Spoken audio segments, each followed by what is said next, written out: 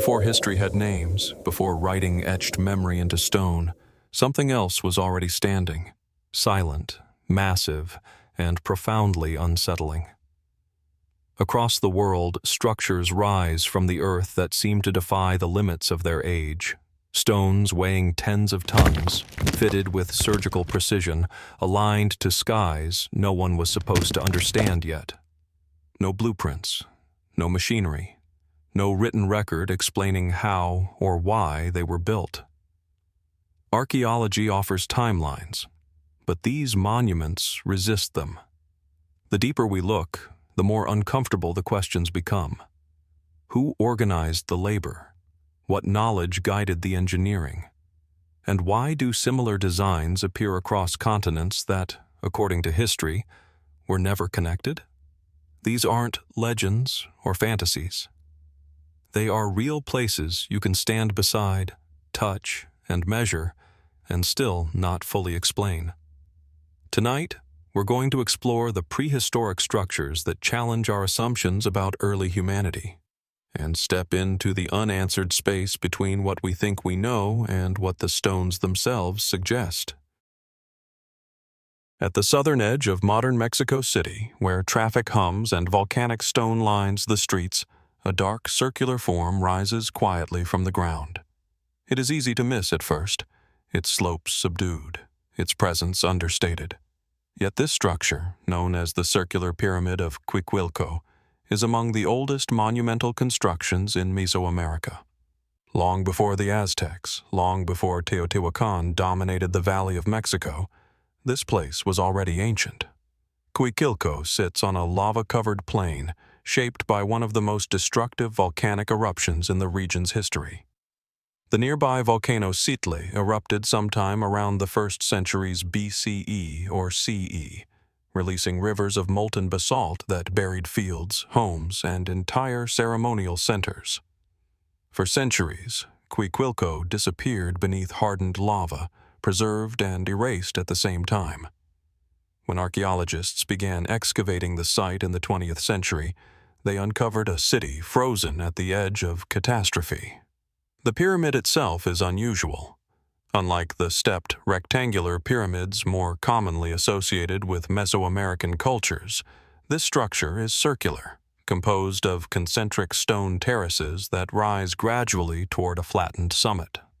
Measuring over 100 meters in diameter, it would have been an imposing presence in its time. Its shape has led researchers to propose practical explanations. Perhaps it symbolized a volcano, echoed natural cycles, or served as a ceremonial platform connected to solar or agricultural rituals. Mainstream archaeology places the construction of Cuicuilco between roughly 800 BCE and 100 CE, suggesting it was built by a complex but still early society, one without metal tools, draft animals, or written language as we understand it today. Yet the scale of the pyramid implies sophisticated planning, coordinated labor, and a deep understanding of geometry. How did this early culture organize itself so effectively? What social or religious force compelled such an undertaking? As excavations continued, Cuicuilco began to complicate established timelines. Some researchers suggested that its influence may have rivaled, or even predated, that of Teotihuacan, raising questions about the true origins of urban civilization in the region. Others pointed to the lava layers as a kind of geological timestamp, arguing that the city's burial might fix its age with unusual precision. Still, debates remain. Volcanic dating is not always exact, and interpretations vary. Beyond academic discussion, Cuicuilco has drawn the attention of more speculative thinkers. The pyramid's circular design has been compared to similar forms found in distant parts of the world, prompting questions about parallel development or shared symbolic language. Some fringe theories propose astronomical alignments or lost cultural knowledge passed down from an earlier, forgotten civilization. While no direct evidence supports these ideas, their persistence reflects a broader unease. The sense that early human societies may have been more capable, more connected, than conventional narratives allow. What is clear is that Cuicuilco did not simply vanish. The eruption of Xitle forced its inhabitants to abandon the site, and many scholars believe survivors migrated northward, possibly contributing to the rise of Teotihuacan. If so, Cuicuilco may represent not a dead end, but a foundation, an origin point buried beneath stone and time. Today, the pyramid stands partially excavated, surrounded by modern buildings and highways. It feels suspended between worlds, ancient and contemporary, explained and unresolved. Its stones offer facts, dimensions, materials, layers, but little certainty about belief, intention, or meaning. Was this place primarily ceremonial, political, astronomical? Or did it serve purposes we have not yet learned to recognize? As researchers continue to study Cuicuilco, the site resists final interpretation. Perhaps that is its quiet power. Beneath the hardened lava and the weight of centuries, it remains a reminder that history is not always linear, and that some of its most important chapters may still be waiting just below the surface. If Cuicuilco leaves us with the image of a civilization buried by fire, then our journey now shifts eastward, to a land shaped not by volcanoes, but by rivers, dust, and the long memory of empires. Here, between the Tigris and the Euphrates, the ground rises once more into a monumental form, weathered but unmistakably intentional. Against the open plains of central Iraq, the Ziggurat of Dur-Kurigalzu still stands, its silhouette cutting into the horizon like a fossilized idea. At first glance, the structure appears stark and austere. Built of sun-dried mud brick reinforced with baked layers, its massive core ascends in stepped tiers, once crowned by a temple now lost to time. Even in its ruined state, the ziggurat dominates the landscape, rising over 50 meters high. Unlike the pyramids of Egypt or the circular platform of Cuicuilco, this tower was not meant to contain the dead, but to elevate the living toward the divine. It was a bridge between earth and sky. Dur-Kurigalzu was founded in the 14th century BCE by the Kassite king Kurigalzu, the first, during a period often described as stable and prosperous. Mainstream archaeology presents the ziggurat as part of a carefully planned capital city, complete with palaces, temples, and defensive walls. Clay tablets recovered nearby speak of administration, trade, and ritual. On paper, it is a story of order and intention. Yet the scale of the ziggurat raises questions that do not rest easily on records alone. Constructing a structure of this size required tens of millions of bricks, precise alignment, and long-term coordination across generations. The builders worked without iron tools, modern mathematics, or mechanized transport. And still, the tower rose, its corners aligned with the cardinal directions, its form consistent with a cosmological vision shared across Mesopotamia. Why such effort? Officially, ziggurats were sacred mountains, symbolic dwellings for the gods. The temple at the summit was believed to be a resting place for the deity, accessible only to priests. But unlike hidden sanctuaries, these towers were meant to be seen from great distances. They dominated the city skyline, visible across the plains. Were they purely religious symbols, or something more functional? Some researchers have suggested that ziggurats also served as observatories, their height offering an unobstructed view of the sky. Mesopotamian cultures were keen astronomers, tracking planetary movements and recording eclipses with remarkable accuracy. Could the ziggurat have been part of a broader system of celestial observation, encoding knowledge that extended beyond ritual? Others have noted the durability of the structure itself.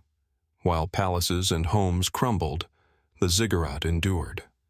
Its core remains solid after more than 3,000 years, surviving floods, invasions, and neglect. The engineering choices, thick walls, drainage systems, layered materials, suggest an understanding of structural stress and environmental challenges that feels unexpectedly advanced for its time. As with many ancient monuments, Dur-Kurigalzu has attracted more speculative interpretations. Some fringe theories propose that ziggurats were not symbolic mountains, but literal platforms for communication with the heavens, the stars, or forces not fully understood. The recurring image of stairways ascending toward the sky, found across cultures, invites comparison. Is this a universal metaphor, or evidence of shared ancient ideas lost to history? There's also the question of sudden abandonment. Dur-Kurigalzu did not gradually decline. It was eventually left behind as political power shifted. The ziggurat remained, looming over an empty city. What rituals were interrupted? What knowledge was no longer practiced? The clay tablets tell us how grain was stored and workers were paid, but they are silent on the deeper meanings that once animated the tower. Standing before the ziggurat today, one is struck not only by its size but by its restraint. It does not overwhelm with ornament or inscription. It asserts itself through mass, proportion, and endurance. It feels less like a monument to a king than to an idea that humans could reach upward, organize collectively, and reshape the land in pursuit of something unseen. As the sun sets over the Mesopotamian plain, shadows stretch across the ancient bricks, emphasizing lines laid down millennia ago. We know who built this tower, and roughly when. We can describe its purpose in careful academic terms. And yet, something remains just beyond reach. What did it truly mean to those who climbed its steps? And what other stories, pressed into its walls, have yet to be heard? From the sun-baked plains of Mesopotamia, where towers once rose to meet the gods, our path now bends westward, across the Mediterranean, into the heart of the ancient world. Here, on the island of Sardinia, the landscape changes. The air grows salt-laced, the terrain softer, shaped by wind and time rather than vast rivers. And in the quiet countryside near the city of Sassari, an unexpected form interrupts the horizon. Monte does not announce itself with the height of a ziggurat or the mass of a pyramid. At first glance, it appears almost modest, a truncated mound of stone and earth, crowned by a flat platform and approached by a long, straight ramp. Yet the longer one stands before it, the more its presence deepens. This is not a natural hill. It is deliberate, structured, and profoundly out of place.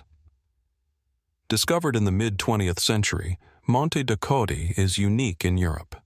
Dating to the late Neolithic and early Copper Age, roughly between 4000 and 2800 BCE, it predates Stonehenge and the Great Pyramids of Egypt. Mainstream archaeology describes it as a ceremonial altar or temple complex, built in stages by early agrarian communities. Excavations reveal at least two major construction phases, with an earlier structure encased by a later, larger one, suggesting continuity of use across centuries. Its form is what draws immediate attention. A raised platform, accessed by a steep ramp nearly 40 meters long, leading to a flat summit. The resemblance to Mesopotamian ziggurats is difficult to ignore, even if the scale is smaller and the materials simpler. Stone slabs, earth fill, and careful layering give the structure a sense of permanence. But how did such a design appear here, on an island far from the river civilizations of the Near East? Archaeologists caution against easy comparisons. They note that similar architectural solutions can emerge independently, shaped by shared human needs and symbolic thinking. A raised platform separates the sacred from the everyday. A ramp creates processional movement. These are universal ideas. And yet, Monte remains an anomaly within the European prehistoric record. No other structure quite like it has been found nearby. Surrounding the platform, researchers uncovered a complex ritual landscape. Large standing stones, animal bones, and carved stone spheres hint at ceremonial activity. Traces of fire suggest offerings or sacrifices. The presence of cattle remains, valuable animals in early farming societies, points to rituals of considerable importance. This was not a casual gathering place. It demanded effort, resources, and shared belief. Mainstream interpretations frame Monte Dakoti as a communal religious center, possibly tied to fertility, seasonal cycles, or ancestor veneration.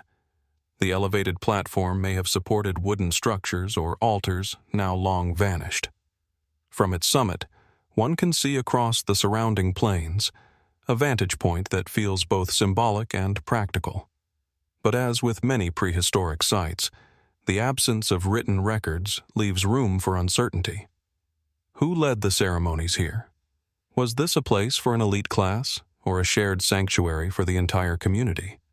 And what ideas justified the labor required to move and shape so much stone? More speculative voices have asked different questions. The alignment of the ramp, roughly oriented toward the solstice sunrise, has fueled theories of astronomical significance. Was Monte Dakoti a marker of celestial events, a calendar carved into the landscape? Or did the builders view the sky itself as an active participant in their rituals? Others have returned to the structure's ziggurat-like form. Sardinia was not isolated in prehistory. Obsidian from the island has been found across the Mediterranean, evidence of far-reaching trade networks. Could ideas have traveled along with materials? Could Monte Dakoti represent a fragment of shared symbolic language, carried by seafarers long before recorded history? There are even more unconventional interpretations, suggesting that the site functioned as a place of initiation, or that it held acoustic or energetic properties now lost to us. These ideas remain speculative, unsupported by direct evidence. Yet their persistence reflects a broader truth. Monte Dakoti resists simple explanation. It feels intentional in ways that go beyond survival or shelter. The site's history includes destruction as well as creation. Signs of deliberate dismantling suggest that the structure was eventually abandoned or even ritually decommissioned. Stones were removed. Fires were lit. Whatever belief system once sustained Monte Dakoti did not endure unchanged. Something shifted, socially, spiritually, or environmentally. Today, the platform stands exposed beneath the open sky, stripped of whatever crowned it. Wind moves across the stones. The ramp leads upward, but to no clear destination. Visitors can climb it, retracing steps taken thousands of years ago, and still find no inscription, no symbol, no final answer waiting at the top. What remains is form and silence. A structure too complex to dismiss, too ancient to fully explain. Monte Dakoti does not fit neatly into established narratives of European prehistory. It suggests experimentation, ambition, and a willingness to reshape the landscape for reasons we can only infer. As we continue tracing these improbable monuments across continents, Monte Dakoti lingers in the mind, not as a solved puzzle but as a question carved in stone. Was this an isolated expression of early ritual architecture, or a faint echo of ideas shared across a wider prehistoric world? And how many other structures, once just as purposeful, now lie hidden beneath fields, forests, or the slow accumulation of time? From the quiet stone platform of Monte Dakoti, where ritual once lifted human intention toward the sky, our path now carries us farther east, beyond the Mediterranean, across ancient sea routes that once linked distant cultures. Here, the land changes again. Dense forests replace open plains. The air thickens with heat and monsoon rain. And rising abruptly from the heart of Sri Lanka's interior stands a formation so singular it seems almost unreal. Sigiriya appears first as a shadow on the horizon, a sheer column of rock, nearly 200 meters high, emerging from the jungle like a relic of another age. Its sides are smooth and vertical, shaped by geological forces long before human memory. Yet at its summit, carved into its flanks and surrounding its base, are unmistakable signs of human design. Nature provided the foundation. Humanity transformed it. Mainstream history places Sigiriya's most dramatic phase in the 5th century CE, during the reign of King Kashyapa I. According to chronicles, Kashyapa seized the throne and, fearing retribution, chose this isolated monolith as the site of his capital and fortress. What followed was an extraordinary feat of engineering and imagination.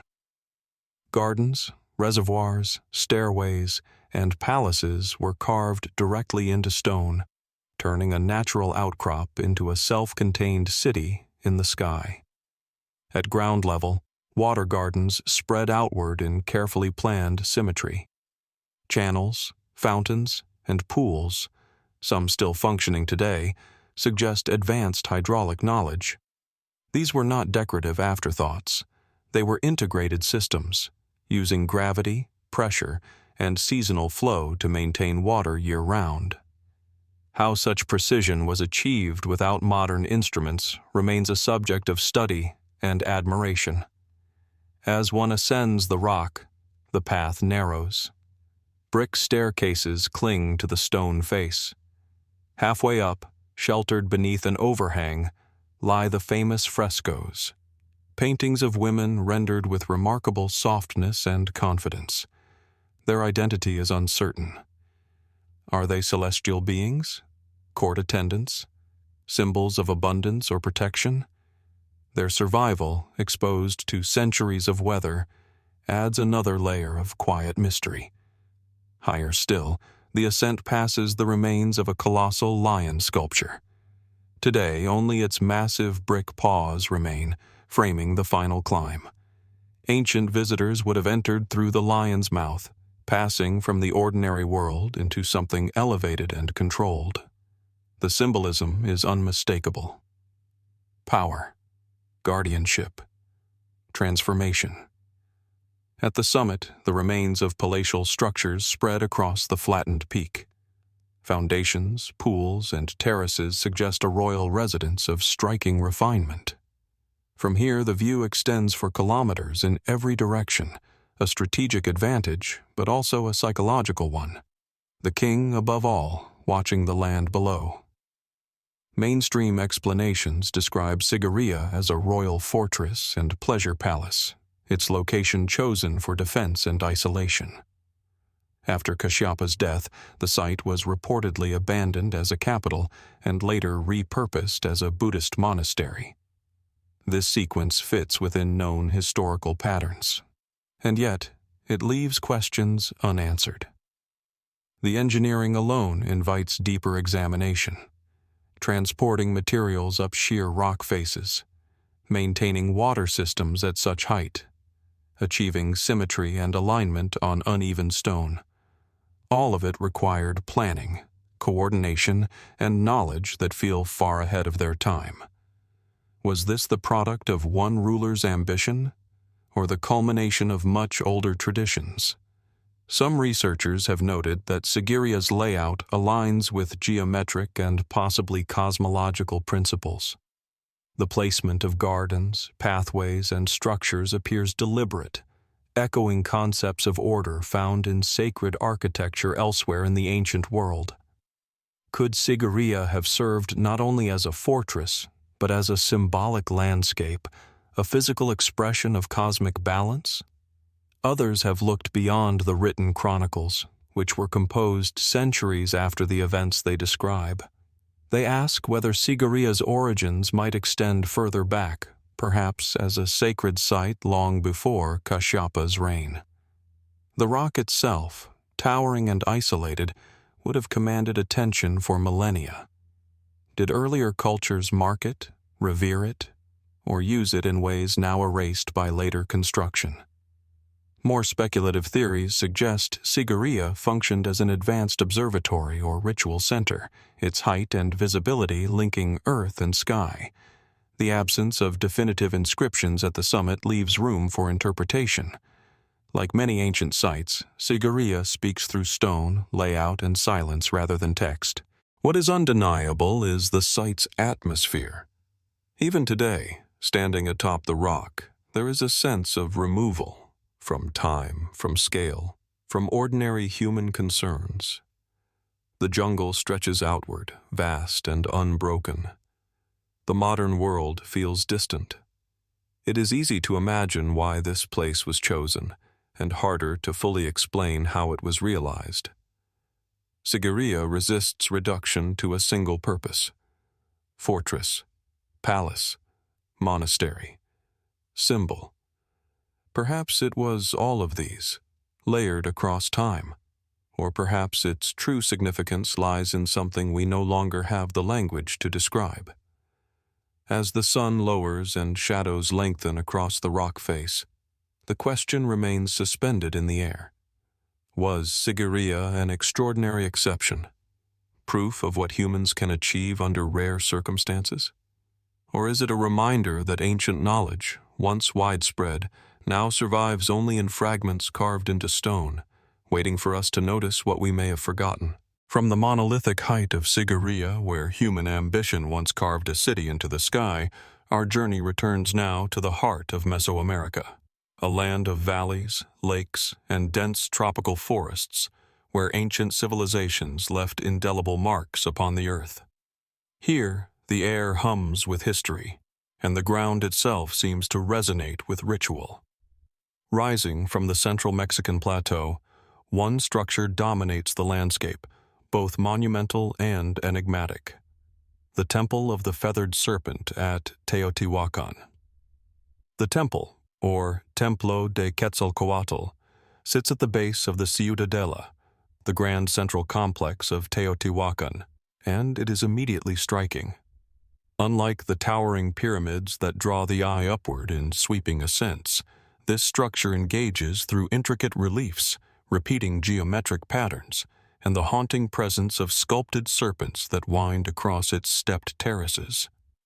Carved heads of the feathered serpent, interspersed with depictions of Tlaloc, the rain god, confront visitors with a duality of power: creation and destruction, life and death woven into stone. Archaeological research dates the temple to around 200 CE, during a period when Teotihuacan was at its zenith, a sprawling urban center with tens of thousands of inhabitants, sophisticated infrastructure, and a complex social hierarchy.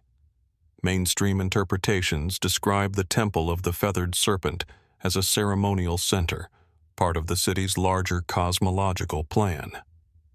The structure's alignment along the Avenue of the Dead, together with neighboring pyramids, suggests deliberate urban planning informed by astronomical observation.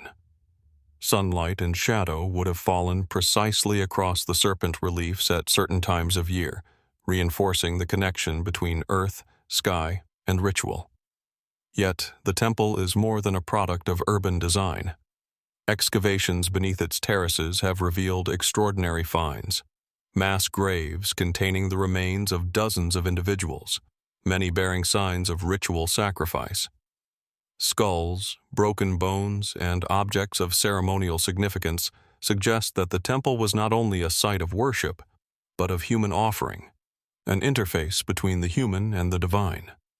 The precision of the construction, the scale of the city, and the ritual complexity all hint at a society capable of orchestrating immense projects with exacting coordination. The mystery deepens when one considers the feathered serpent itself. Quetzalcoatl is more than a deity. It is a symbol that resonates across Mesoamerica, appearing in Olmec, Maya, and later Aztec art. Why did Teotihuacan choose to elevate this figure here, at this moment in history? Was it merely a religious icon, a political statement, or an emblem of knowledge now lost? The absence of written records from the Teotihuacanos leaves these questions unresolved. Unlike the Maya or Aztec, they left no codices, no explanatory texts. The stones speak in patterns, not words. Some researchers have proposed that the temple functioned as a symbolic cosmogram, encoding understanding of the heavens and the cycles of time. Others have noted the repetition and modularity of its serpent motifs, suggesting an advanced comprehension of geometry and mathematics.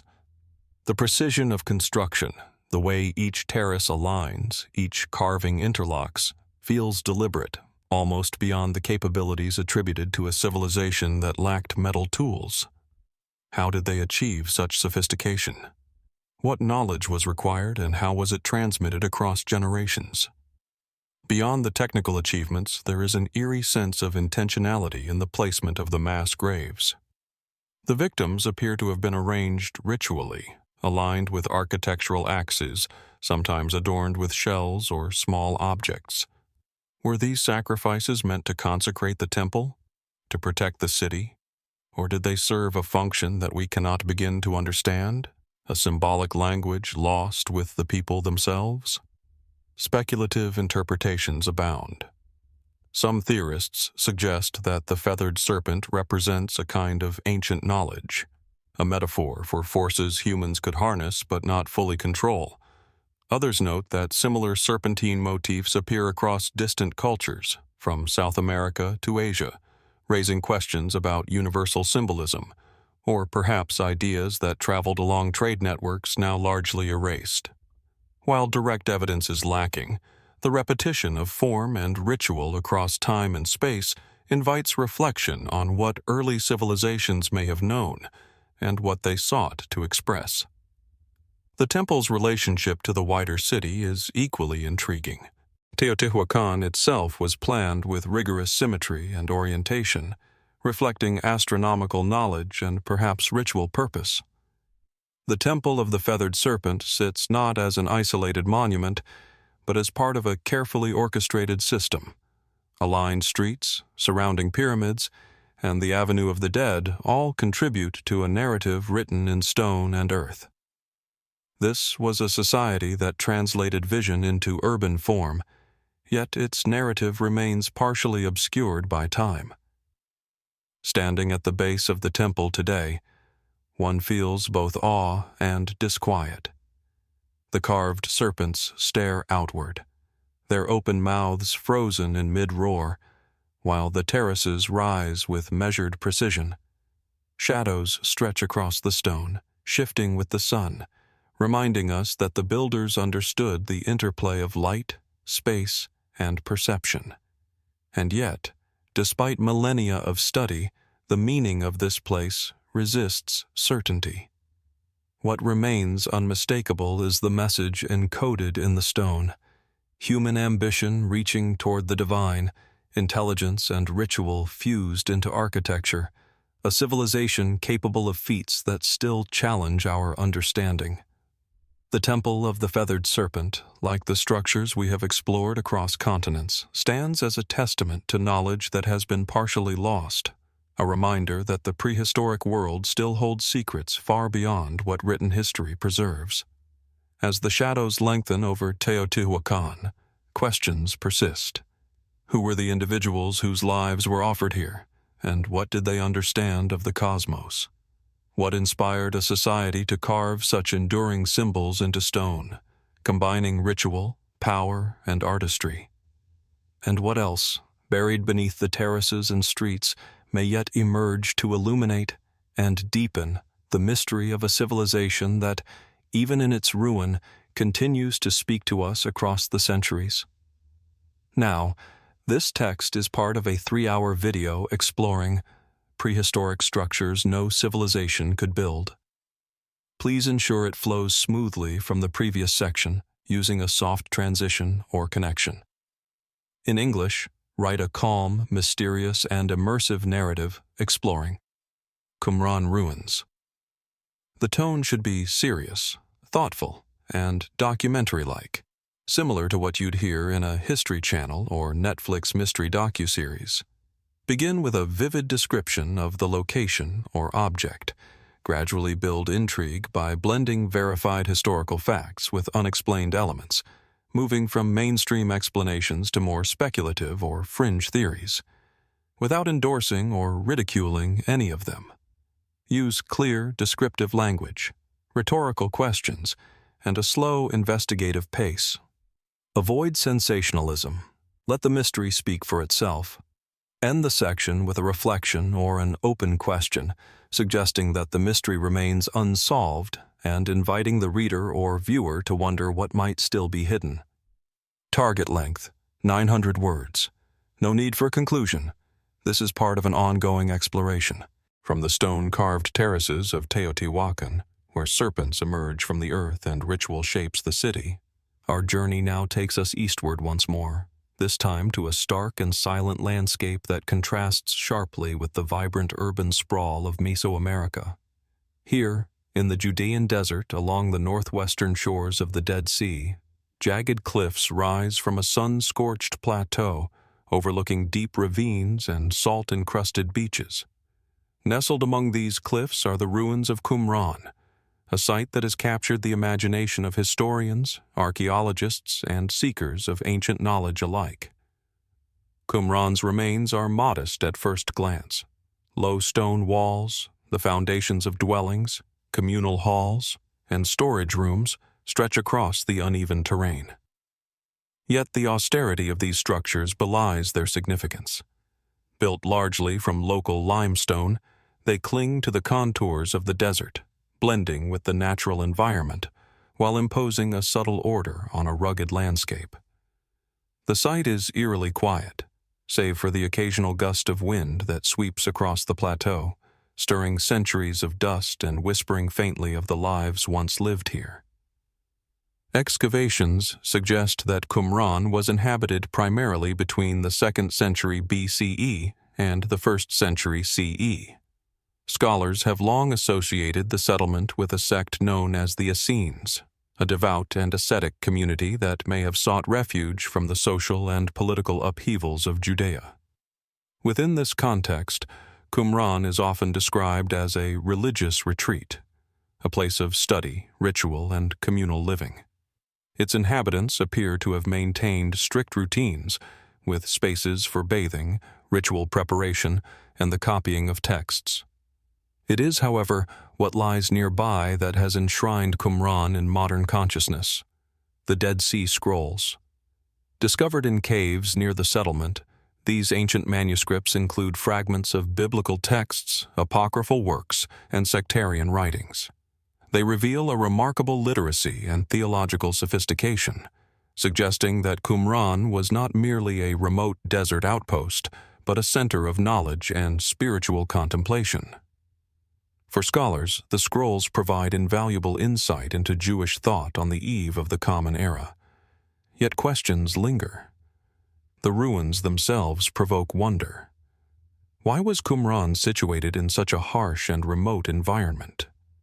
What motivated a community to invest so much effort in constructing terraces, cisterns, and ritual baths in an unforgiving desert? Was the site chosen purely for isolation, or did its geography hold symbolic or cosmological significance? The desert, with its stark cliffs and shifting shadows, seems almost a deliberate collaborator in the life and ritual of the community, framing their world in permanence and austerity. Further intrigue arises when one considers the scale and precision of the construction. The main building complex exhibits careful planning, with long, straight walls, finely cut stones, and drainage systems designed to capture and store scarce water. These features indicate a society attuned to its environment, capable of transforming inhospitable terrain into a livable and enduring settlement. How did such a small community achieve this? What engineering knowledge guided their efforts, passed down through observation, oral instruction, or something more esoteric? Some scholars have suggested that Qumran may have functioned not only as a religious center, but as a hub for knowledge preservation. The meticulous copying of scrolls implies a sophisticated understanding of textual transmission, memory, and archival discipline. Was the community aware that the documents they preserved would survive millennia, hidden in caves, awaiting discovery? Or was this preservation incidental, a byproduct of devotion rather than foresight? Speculative interpretations deepen the sense of mystery. Some theorists have proposed that Qumran may have held knowledge extending beyond religious texts, astronomical, calendrical, or philosophical, that has not yet been fully recognized. The alignment of certain structures, the careful planning of water systems, and the emphasis on ritual purification suggest a worldview in which the physical and spiritual realms were inseparable. Could there have been hidden dimensions of understanding, encoded in architecture and text that remain only partially accessible to modern inquiry? There are also debates surrounding the abrupt abandonment of the site. Archaeological evidence points to sudden desertion around the time of the Roman conquest of Judea. Signs of fire and destruction hint at external threats, yet the scrolls survived, hidden in nearby caves. Why did the community leave so completely, and what stories were lost when the buildings were deserted? The silence of the desert leaves these questions unanswered, yet palpable, as if the landscape itself holds memory beyond our reach. Standing among the ruins today, one is struck by the interplay of fragility and endurance. The stone walls, the cisterns, the remnants of living quarters, they all speak of human intention and adaptability, yet they are also delicate, weathered by wind and time. The nearby cliffs rise like silent witnesses, casting long shadows across the ruins as the sun moves westward, reminding visitors that this place exists simultaneously in the present and in the echo of history. Qumran challenges our understanding of prehistoric and ancient achievement in subtle ways. It is not a monumental pyramid or ziggurat, towering and immediately imposing, yet its significance is no less profound. Here, humans carved meaning from an unforgiving landscape, preserved knowledge against the odds, and created a sanctuary that continues to speak across centuries. Its mysteries are layered, architectural, textual, ritualistic, and environmental, all intertwined. As evening descends over the Judean desert, the ruins stand in quiet repose, the cliffs catching the last light of day. What secrets still lie buried in the caves or in the patterns of stone and mortar? How much of human ambition, faith, and ingenuity at Qumran remains invisible to us, waiting to be recognized? In this remote place, where history and landscape converge, the questions endure, silent, insistent, and profound. From the arid cliffs of Qumran, where the desert preserves both stone and scroll, our exploration now turns westward across the European continent, into the rolling hills and forests of central France. Here the land rises into the Morvan Massif, a high plateau of wind-swept valleys, dense woodland, and hidden springs. Amid this landscape, atop Mont Beauvray, lie the remains of Bibracte, an ancient oppidum whose scale and sophistication continue to intrigue historians and archaeologists alike. Bibracte is striking in its subtlety. From a distance, it appears as gentle undulations in the forest, stone terraces and ramparts partially obscured by moss and trees. Yet closer inspection reveals something remarkable. Fortified walls stretching for kilometers, carefully laid cobblestone streets, public squares, and evidence of dwellings, workshops, and storage facilities.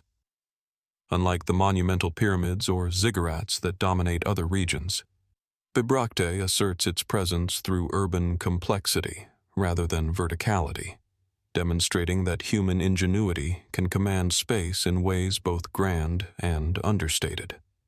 Archaeological studies date Bibracte primarily to the 1st century BCE, a major center of the Celtic Aedui tribe.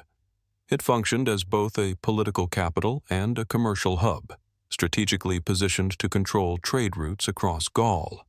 Excavations reveal layers of occupation, with successive fortifications indicating centuries of planning, adaptation, and growth. Mainstream interpretations suggest that Bibracte was a place of governance, trade, and ritual.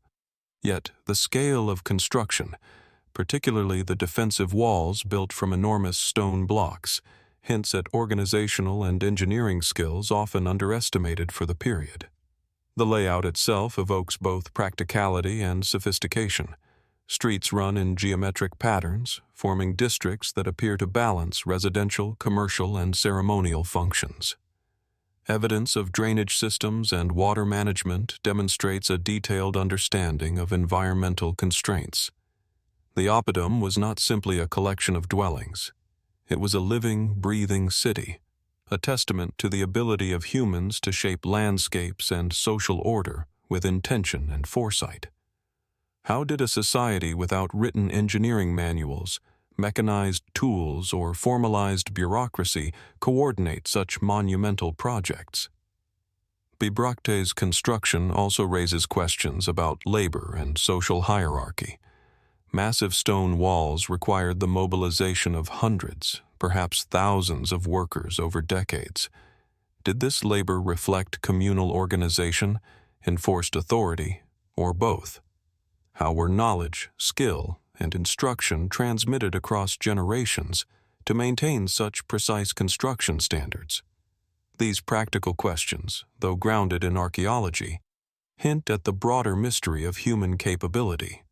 How early societies achieved extraordinary feats with limited technology, yet left little explicit record of their processes. Beyond practical achievements, there is an air of ritual and symbolism at Bibracte. Certain terraces, enclosures, and elevated spaces may have served ceremonial purposes, aligned with natural features such as the sun, rivers, or prominent hills.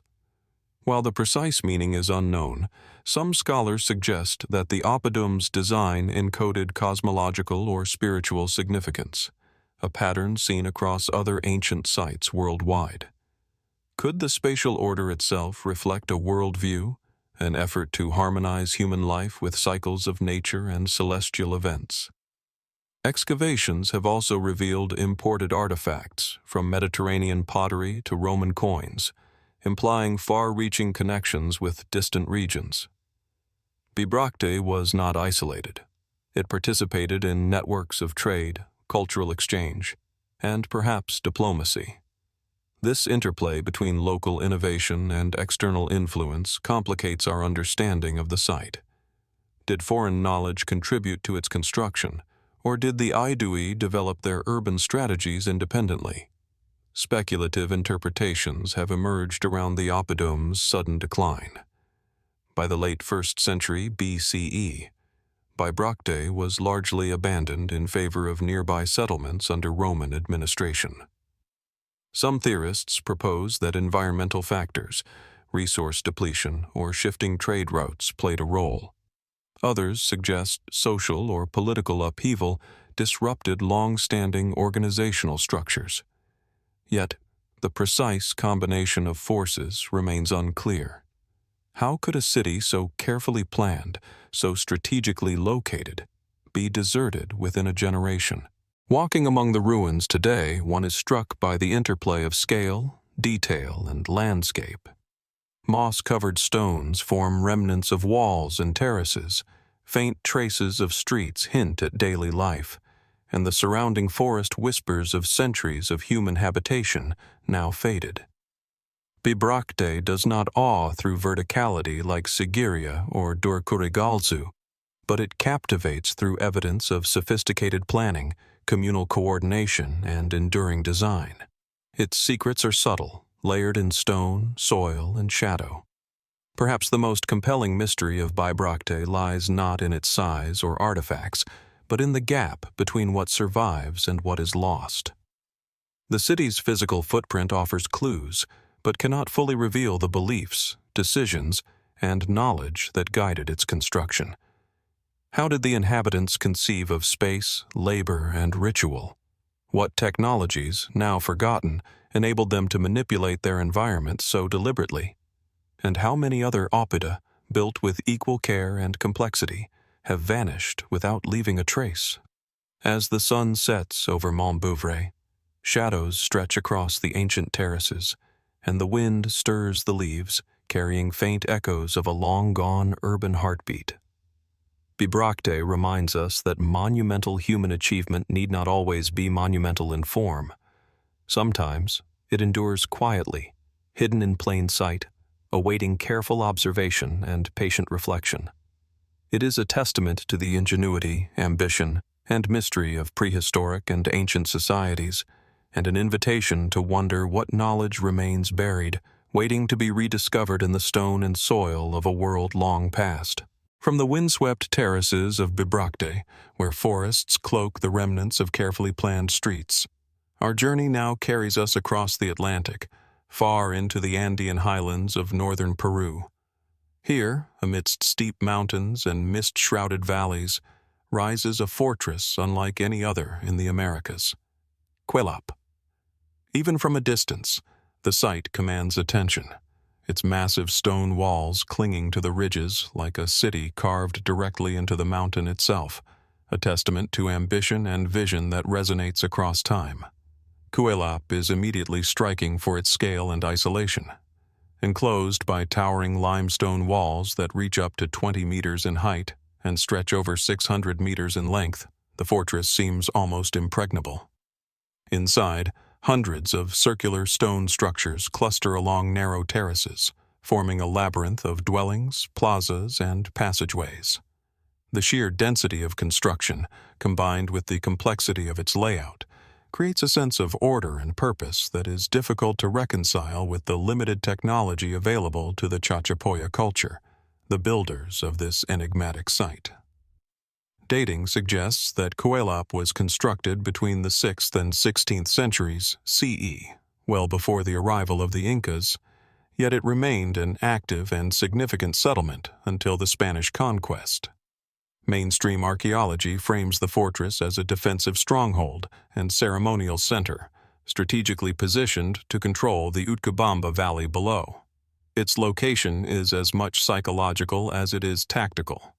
Elevated above the mist and clouds, Kuelap projects authority, secrecy, and permanence. But questions remain about the methods of its construction. How did the Chachapoya transport enormous stone blocks up steep, forested slopes without the wheel, draft animals, or written engineering plans? Inside the walls, the circular stone structures reveal intricate craftsmanship. Stones are fitted with remarkable precision, often without mortar, yet forming walls strong enough to withstand earthquakes and centuries of weather. Many of the dwellings feature internal niches and stairways, suggesting functional sophistication, while their arrangement hints at complex social organization. The density of habitation, the alignment of structures, and the careful planning of access points imply that the Chachapoya possessed advanced knowledge of urban design, spatial hierarchy, and communal coordination. Archaeologists have also noted elements that suggest ceremonial or ritual significance. Certain structures are larger than others, some positioned at key vantage points overlooking valleys or the surrounding peaks. Could these have been temples, council halls, or spaces for astronomical observation? The fortress's elevation offers unobstructed views of the sun, moon, and stars, and some researchers speculate that Kuelap may have been aligned with celestial events, integrating cosmology into its very layout. Yet, definitive evidence remains elusive, leaving ample room for contemplation. Beyond engineering and ritual, Kuelap carries an aura of secrecy and mystery. The fortress is difficult to access, hidden within dense cloud forests, and only a handful of routes lead to its entrances. This isolation raises questions about the community that inhabited it. Was it primarily defensive, protecting against rival groups, or did the location serve more symbolic purposes, projecting power, signaling exclusivity, or connecting with spiritual realms? The duality of practical and symbolic function deepens the sense of enigma that surrounds the site. Speculative interpretations have emerged around Kuelap's cultural and technological sophistication. Some theorists point to its similarity with other high-altitude fortresses in the Andes, suggesting that a network of knowledge about stone construction, urban planning, and possibly astronomy may have existed across cultures prior to the Incas. Others note that the circular architecture, rare in other Andean sites, may reflect unique social or spiritual principles encoded in the very form of the buildings. Could these circular dwellings represent cosmological beliefs, social hierarchy, or a language of geometry now lost to history? The fortress's abandonment is another puzzle.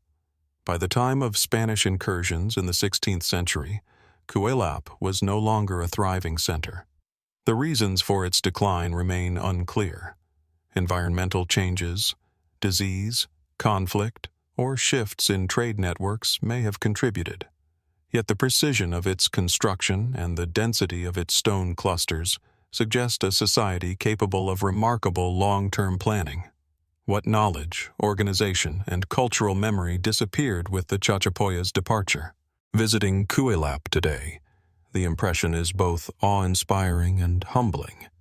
Mist drifts through the corridors and terraces, partially obscuring the massive walls and clustered stone dwellings. The mountain slopes beneath, deep and green, echo with the ghosts of a civilization that transformed the landscape without leaving behind written records. Unlike monumental sites in other parts of the world, Kuelap is at once defensive, domestic, and ceremonial, a multidimensional achievement that blends human ingenuity with the raw drama of nature. The questions linger as the sun falls behind the peaks. How did the Chachapoya design such a fortress with such precision and isolation? Were the circular structures purely functional, or did they encode cosmological knowledge and social order? And what of the countless stones and terraces that remain unexcavated or hidden beneath centuries of soil and vegetation? Each unanswered question reinforces a singular truth. Kuelap is not merely a fortress, but a testament to human creativity, ambition, and the mysteries that endure in places where history has been only partially revealed. As shadows lengthen over the Andean ridges, Kuelap stands silently, monumental yet intimate, a city in stone that defies simple explanation. It challenges assumptions about prehistoric construction, social organization, and technological capability, and it invites reflection, urging us to consider not only what ancient societies accomplished, but also what knowledge remains hidden, waiting for those willing to ascend its terraces, walk its corridors, and peer into the mist of time.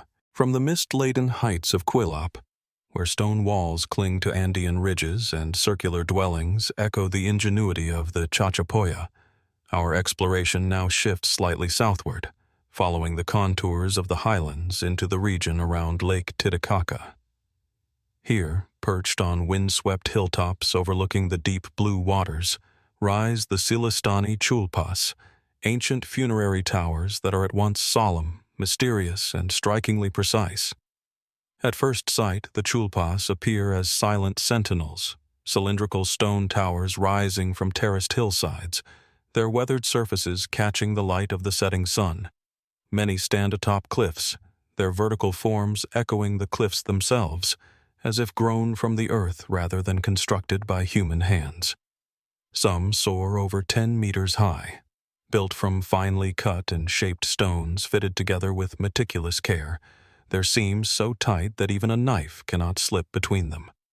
The visual effect is almost surreal, human craftsmanship in perfect harmony with the natural landscape, resisting time, wind, and occasional seismic tremors. Dating suggests that most of these towers were constructed between the 11th and 15th centuries CE, associated with the Kolo people, predecessors of the Inca in the region. They served as burial sites for elite members of society, housing remains, offerings, and symbolic artifacts. Mainstream archaeology interprets the Chullpas as reflections of social hierarchy, spiritual belief, and the complex mortuary practices of pre-Incan cultures. Yet, Even within this conventional framework, the Sillustani towers provoke awe and questions that linger beyond the explanatory reach of historical analysis. The engineering of the Chullpas is exceptional. Stones, some weighing several tons, were quarried, transported, and carefully stacked in near-perfect cylindrical forms. Many towers taper slightly toward the top, creating a stability that has allowed them to endure centuries of harsh weather. Entrances are precisely oriented, typically facing east, suggesting a connection with the rising sun and the symbolic significance of light in funerary ritual. How did these communities move and position such massive stones with apparent precision, using only simple tools and manpower? And how did they develop the knowledge to construct towers that would remain standing through centuries of natural stress? Inside the Chullpas, the mystery deepens.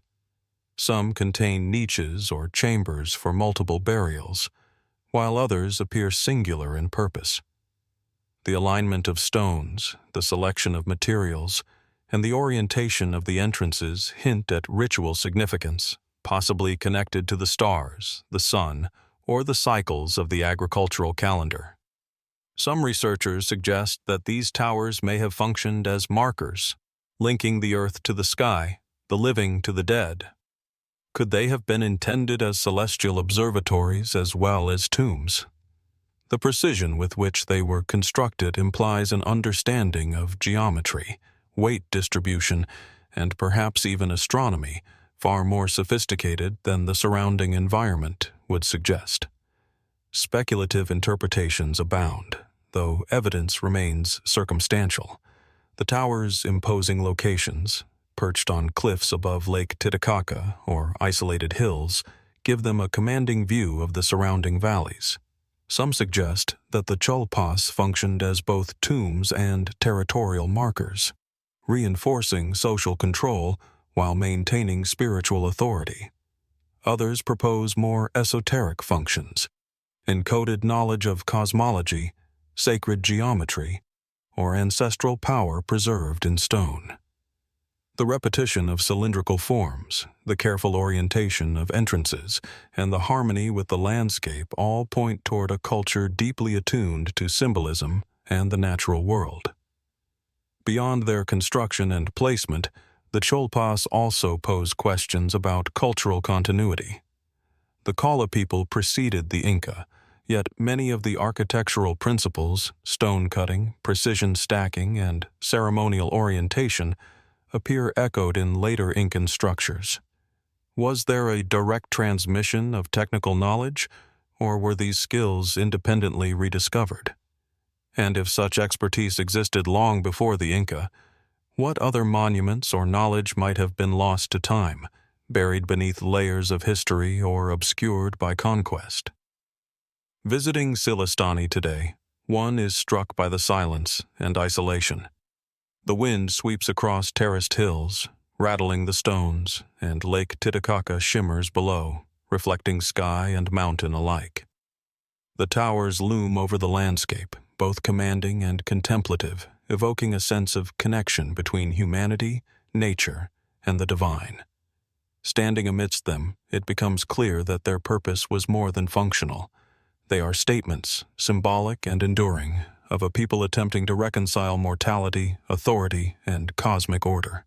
What remains most compelling is the unanswered question of intention. Were the Chullpas designed primarily to honor and protect the dead?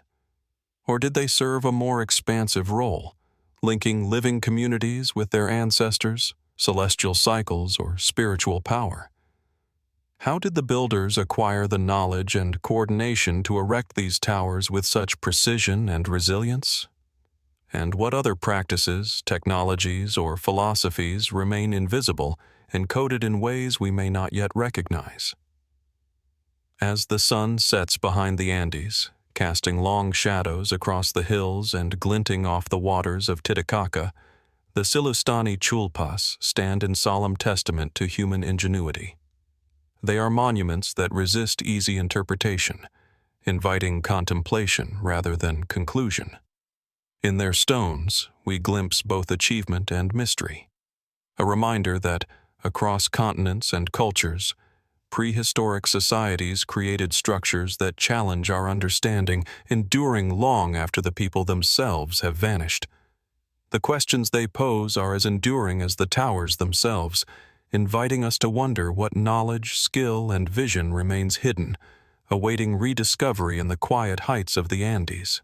From the windswept heights of Sillustani, where cylindrical Chullpas cling to Andean cliffs above the shimmering waters of Lake Titicaca, our journey now carries us across the vast Pacific, to a land of mountains, mist, and islands shaped by volcanic forces, Japan.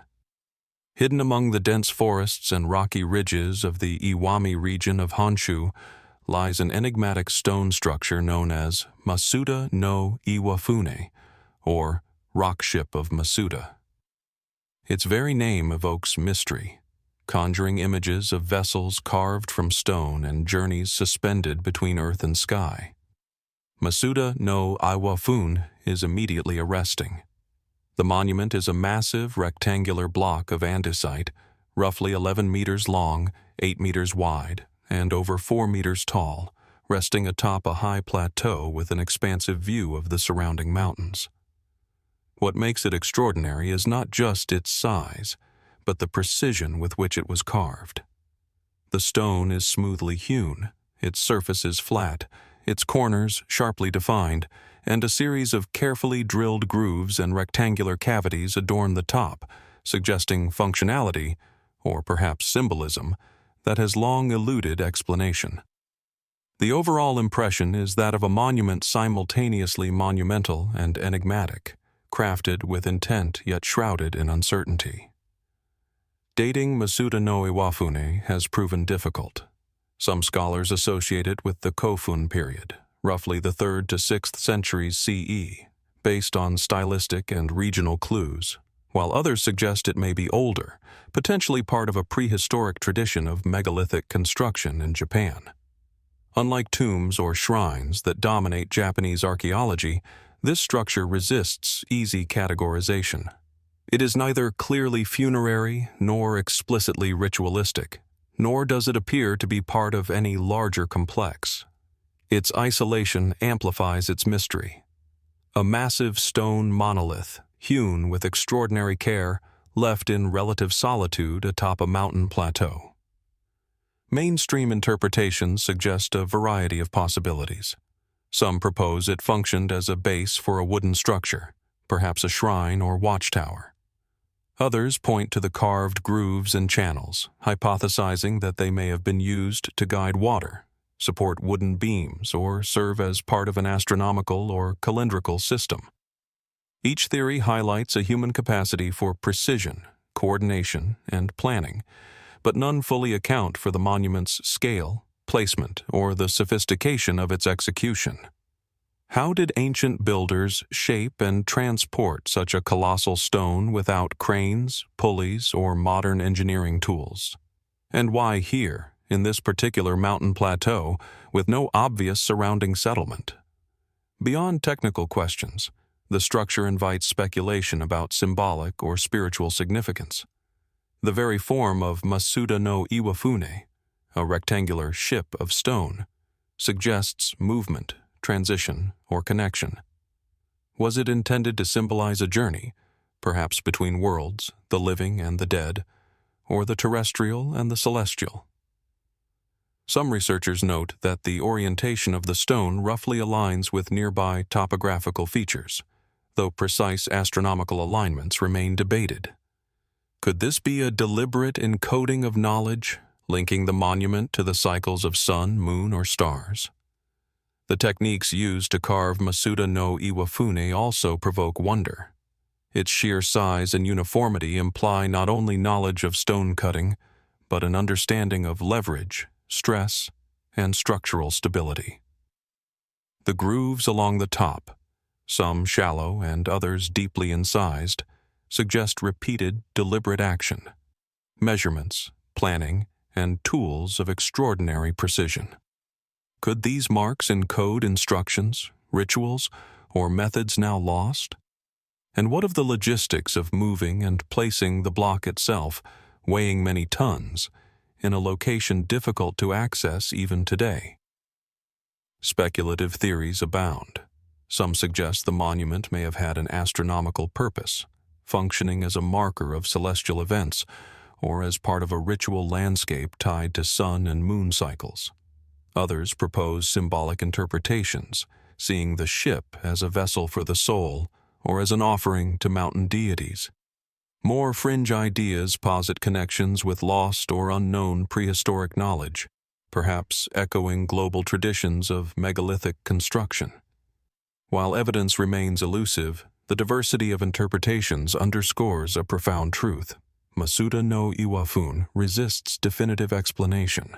The surrounding landscape adds to the enigmatic atmosphere. From the plateau, one can see rolling mountains, dense forests, and distant rivers snaking through valleys. The isolation of the site creates a sense of deliberate placement. Was this monument meant to dominate the landscape, to be seen from afar, or to be encountered only by those initiated into its purpose? Its remote location, combined with the precision of its construction, hints at a culture capable of extraordinary planning, yet one whose cultural context has largely been lost. Visiting Masuda-no-Iwafune today, the impression is one of quiet awe. The wind sweeps across the stone's flat surfaces, carrying the scent of moss and earth, while shadows accentuate the deep grooves and sharp edges. It is easy to imagine ancient hands chiseling, smoothing, and shaping, working with intention but for reasons we can only speculate about. The structure embodies both human ingenuity and the enduring enigma of prehistoric ambition, a monument that speaks as much through what is unknown as through what is visible. Perhaps the most compelling mystery is not only how it was built, but why. Was Masuda-no-Iwafune a ceremonial platform, a symbolic vessel, a solar marker, or something else entirely? Did it represent cosmological knowledge, political authority, or spiritual power? And what other structures, hidden or destroyed, might have existed nearby, part of a network or cultural landscape now vanished?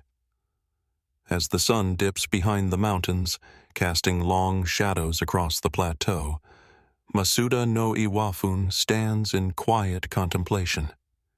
Its surfaces reflect the fading light, while the grooves and channels hint at purpose yet unresolved. Here, in the isolation of the Japanese highlands, we are reminded once again that prehistoric societies, across continents and cultures, were capable of feats that continue to challenge modern understanding. The questions it raises endure. What knowledge, skill, and intention allowed its creation, and what secrets remain hidden, waiting to be discovered in the silent stone of Masuda-no-Iwafune. From the windswept plateau of Masuda-no-Iwafune, where massive stones rest in serene isolation amid Japan's misty highlands, our journey now arcs westward across the vast Eurasian continent, into the heart of the Carpathian Mountains of Romania. Here, among dense forests, rugged peaks, and hidden valleys, lie the ruins of Sarmizegetusa Regia, the former capital of the Dacian kingdom. Perched atop a high plateau, this ancient settlement exudes an aura of power, ritual, and mystery, blending architectural ingenuity with the natural landscape in ways that continue to captivate and confound modern researchers. Sarmizegetusa Regia immediately impresses through its integration with the terrain. Stone terraces cling to the mountain slopes, circular and rectangular enclosures rise from the earth, and remnants of defensive walls trace the contours of ridges as if grown from the land itself. From a distance, it resembles a fortress born of the mountains, each structure carefully positioned to dominate the surrounding valleys. The complexity is not merely defensive. It suggests meticulous urban planning, ceremonial intent, and an understanding of spatial harmony.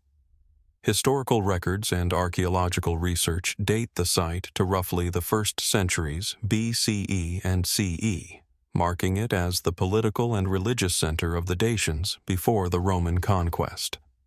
Mainstream scholarship describes Sarmizegetusa Regia as a fortified capital with defensive walls, residential areas, and a sacred zone containing sanctuaries and circular stone platforms. Excavations reveal traces of dwellings, altars, and a network of roads connecting terraces, all demonstrating a society capable of sophisticated construction and social organization. Yet the precision of the stonework, particularly in the sacred areas, raises questions that go beyond functional explanation. The sacred precincts are perhaps the most enigmatic. Circular stone platforms, often interpreted as sanctuaries or altars, are arranged with apparent attention to astronomical phenomena. Some researchers note alignments with solstices or lunar cycles, suggesting that the Dacians possessed advanced observational knowledge and deliberately encoded it in their architecture. The platforms themselves are constructed with precisely cut sandstone blocks, forming concentric circles or stepped terraces. The regularity and craftsmanship are striking, particularly considering the absence of written records or metal tools sophisticated enough to facilitate such precision. How did they achieve such architectural accuracy, and what knowledge guided their design? The defensive structures of Sarmizegetusa Regia also evoke awe. Massive stone walls, sometimes over 4 meters thick, wind along ridgelines, incorporating natural outcrops to enhance their strength. Access points are carefully controlled, with terraces and narrow passages creating choke points that amplify the defender's advantage. Yet the site was not purely militaristic. Residential terraces, water channels, and storage areas indicate careful attention to the daily lives of inhabitants.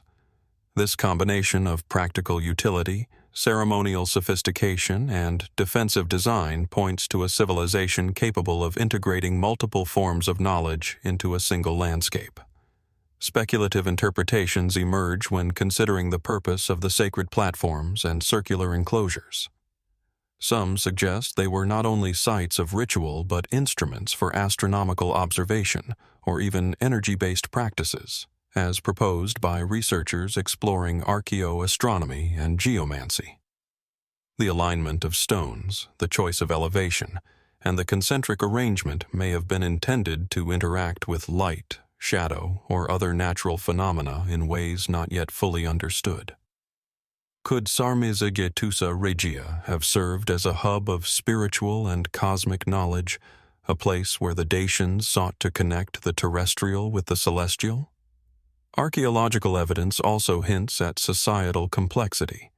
The scale of construction, the uniformity of terraces, and the organization of residential versus ceremonial areas suggest centralized planning and administrative control.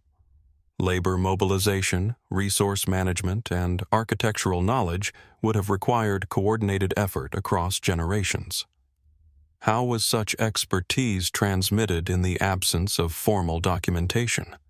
And what social, religious, or political forces sustained these efforts, ensuring that Sarmizegetusa Regia became both a functional capital and a spiritual heart of the kingdom? The Roman conquest of Dacia in 106 CE brought significant upheaval. Many of the structures were destroyed or repurposed, yet the terraces, sanctuaries, and massive walls endured. The remnants speak not only of conflict, but of resilience, as the very stones that resisted conquest continue to evoke wonder today. Their survival raises questions about construction techniques, materials, and methods, knowledge that may have been highly specialized and largely lost with the fall of the Dacian kingdom. Visiting Sarmizegetusa Regia today, one is struck by the interplay of human ambition and natural topography. Mist drifts through terraces, highlighting concentric stone platforms and remnants of walls. Forests and valleys stretch outward, providing a sense of both isolation and dominance. The site conveys the presence of a civilization attuned to both earth and sky, capable of translating cosmology, spirituality, and governance into stone. Yet it also humbles the observer, reminding us of the gaps in our understanding. Perhaps the most compelling mystery is not just the architecture, but the knowledge that guided it. How did the Dacians plan, measure, and construct terraces with such precision in a rugged environment? Were the sacred enclosures purely symbolic, or did they serve functional, astronomical, or ritualistic purposes beyond our comprehension? And how much of their broader knowledge, encoded in these structures, vanished alongside the society that built them? As the sun lowers behind the Carpathian peaks, casting long shadows across terraces and sanctuaries, Sarmizegetusa Regia stands in quiet majesty. Its stonework, its alignment, and its enduring presence invite reflection on the capacity of prehistoric and ancient civilizations to achieve feats that continue to challenge modern understanding. The questions remain, unresolved and compelling, urging us to consider what secrets still lie hidden in the terraces, altars, and walls of this extraordinary mountain citadel. From the mountain terraces of Sarmizegetusa Regia, where stone sanctuaries and circular platforms whisper of Dacian knowledge and ritual, our journey now carries us thousands of kilometers southeast to the tropical archipelago of Indonesia. Here, atop a volcanic plateau in West Java, lies Gunung Padang, an enigmatic megalithic site that rises through the dense jungle like a memory of a forgotten civilization, its stones catching the morning mist in a manner both serene and uncanny. Gunung Padang stretches across the slopes of a modest hill, but the scale of its construction belies the gentle topography. Terraced platforms ascend the hill, forming a stepped landscape of massive basalt columns, some weighing several tons, meticulously arranged to create broad, flat surfaces. The terraces themselves are reinforced with retaining walls, suggesting both deliberate engineering and a long-term vision of structural stability.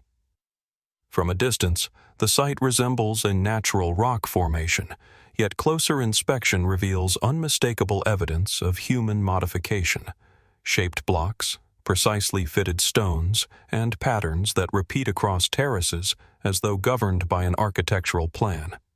Archaeological investigation dates portions of the site to around 2500 to 1500 BCE, situating Gunung Padang firmly in Indonesia's megalithic period. Excavations have revealed multiple layers, each rising above the previous, suggesting successive phases of construction over centuries, or perhaps millennia. Mainstream interpretations present it as a ceremonial site, possibly a center for ritual gatherings or ancestor veneration, but the complexity of the terraces and the engineering involved points to capabilities that challenge conventional expectations of prehistoric societies in the region. How could communities without metal tools or modern engineering knowledge manipulate such massive stones and create enduring, layered terraces with such precision? One of the most remarkable features of Gunung Padang is the arrangement of the megaliths. Columns are not merely stacked but interlocked, forming dense matrices that resist movement and erosion. The precision of the fit, in some cases with stone surfaces polished and leveled to near perfect flatness, suggests both understanding of mechanics and deliberate attention to durability. Could these terraces have functioned as platforms for observation, ritual, or even proto-astronomical purposes? Some researchers propose alignments with solar phenomena, hinting that the builders may have encoded cosmological knowledge within the very geometry of the site. Yet Gunung Padang is more than a single layer of construction. Excavations reveal deeper strata beneath the visible terraces, including compacted soil, volcanic rock, and buried stone structures. Radiocarbon dating and geophysical surveys have sparked intense debate. Some suggest these lower layers may be thousands of years older than the upper visible terraces, potentially making Gunung Padang one of the oldest known megalithic sites in the world.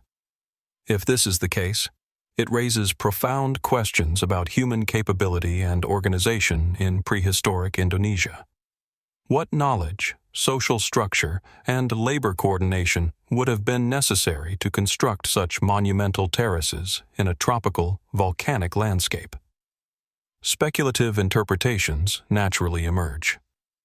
Some propose that Gunung Padang may have functioned not only as a ceremonial site, but as a center of ancient knowledge, linking earth and sky, society and ritual. The repetition of terraces, the alignment of stones, and the integration with the natural slope of the hill suggest an intentional relationship with the surrounding landscape. Could the terraces themselves have been symbolic, a physical manifestation of social hierarchy, cosmology, or sacred geography? The site invites reflection on the ways early societies encoded meaning in stone, knowledge that may no longer be accessible through conventional archaeology. The technical aspects of construction also deepen the mystery. How did the builders quarry and transport enormous basalt columns, some weighing multiple tons, without modern tools or draft animals? How were terraces leveled across uneven terrain? And why was the hill chosen rather than a naturally flat plateau? The placement atop a volcanic slope may have been strategic, offering visibility, isolation, or symbolic significance, but the logistics of building there remain puzzling. These questions speak not only to engineering, but to human ambition, foresight, and the desire to shape the landscape in ways that endure across millennia. Gunung Padang's secrecy is reinforced by its location. Surrounded by jungle, hidden from the lowlands, it is a site that demands effort to access. Its terraces rise in layers, sometimes obscured by vegetation or the slope itself, creating the impression that the hill is alive with history, holding knowledge beneath each stone and beneath each level of construction. The experience of moving through the terraces is one of immersion, of being simultaneously dwarfed by the scale and enveloped by the human intention embedded in the stone. Visiting the site today, one is struck by both its beauty and its unanswered questions. The basalt columns, the terraced slopes, the faint traces of ancient pathways. They all speak of human skill and ambition, yet they leave us with a profound sense of incompletion. The lower layers, still partially unexcavated, hint at histories and techniques not fully understood. How many generations contributed to these terraces? What rituals, knowledge, or social structures guided their creation? And what might remain hidden, not just beneath soil and stone, but in the cultural memory that has long since faded? As the sun descends behind the volcanic peaks, casting shadows across the terraces, Gunung Padang stands as a monument to human ingenuity and mystery. Its layered construction, its integration with the natural slope, and the sheer precision of its stones invite contemplation, not answers. It challenges modern assumptions about prehistoric societies, labor, and knowledge, suggesting that even in regions far from the traditional centers of civilization, humans were capable of feats that continue to inspire wonder. And so, the questions endure. Who first shaped these terraces, and why? What knowledge was required to design and execute such a monumental site? How much of that knowledge has been lost, buried beneath centuries of earth and obscured by the jungle? Gunung Padang remains silent, yet its stones speak in ways that demand attention, curiosity, and reflection. An enduring puzzle at the intersection of nature, human ambition, and the mysteries of the prehistoric world. From the terraced slopes of Gunung Padang, where massive basalt columns rise through the misty jungle of West Java, our journey once again returns to the high Andes of Peru, where mountain peaks, hidden valleys, and sacred landscapes converge in ways both awe-inspiring and enigmatic. Here, among the craggy cliffs near Lake Titicaca and the mist-draped forests of the Puno region, lies Aramu Muru, a site that, though smaller and less formally excavated than the great fortresses and terraces we have explored, exudes an aura of profound mystery. Aramu Muru is often described as a rock-cut monument, carved directly from the mountainside in a remote location near the village of Puquina. The centerpiece is a massive rectangular niche, sculpted into a cliff face, its smooth vertical surfaces contrasting sharply with the rugged natural stone surrounding it. The niche is roughly 2 meters wide, over 2 meters high, and about half a meter deep, forming a recessed portal that appears deliberate, precise, and symbolic. At its base lies a flat stone floor, polished and level, as if designed to receive offerings, ceremonies, or perhaps the passage of something, or someone, beyond the physical plane. What makes Aramu Muru especially compelling is its isolation. It is not part of a larger urban settlement or ceremonial complex, but stands alone, accessible only by a steep and rugged path that weaves through forested slopes and past scattered rock formations. The site's seclusion contributes to its enigmatic character. It is a space that demands contemplation, one that feels deliberately hidden, perhaps reserved for initiates or for rituals of a private and profound nature. Its very placement challenges conventional explanations of prehistoric or pre-Incan construction, prompting us to ask why such effort was expended on a site so remote. Mainstream archaeological interpretations are limited, in part because the site has received little formal excavation. Some scholars suggest it may have been a ceremonial niche, used in rituals tied to ancestor veneration, astronomical observation, or spiritual journeying. Its rectangular form and polished surfaces indicate deliberate design, yet the absence of accompanying artifacts or structural remains leaves its purpose largely speculative. In this sense, Aramu Muru occupies a liminal space between archaeology and legend, inviting both scientific inquiry and imaginative contemplation. The monument itself is remarkable for the precision of its carving. The stone surfaces are remarkably smooth, with sharp corners and a clear geometric form that distinguishes it from the surrounding natural rock.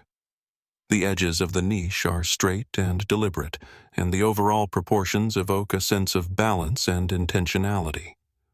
How was such a precise cut achieved in solid stone without metal chisels of sufficient durability? And why carve a portal so large, so perfectly shaped, yet leave it isolated atop a mountain slope? These questions point to a sophistication of skill, planning, and purpose that exceeds what might be expected from small prehistoric communities in this region. Local legend has imbued Aramu Muru with an even deeper sense of mystery. The site is sometimes called the Gate of the Gods, and folklore describes the niche as a portal to other realms or dimensions.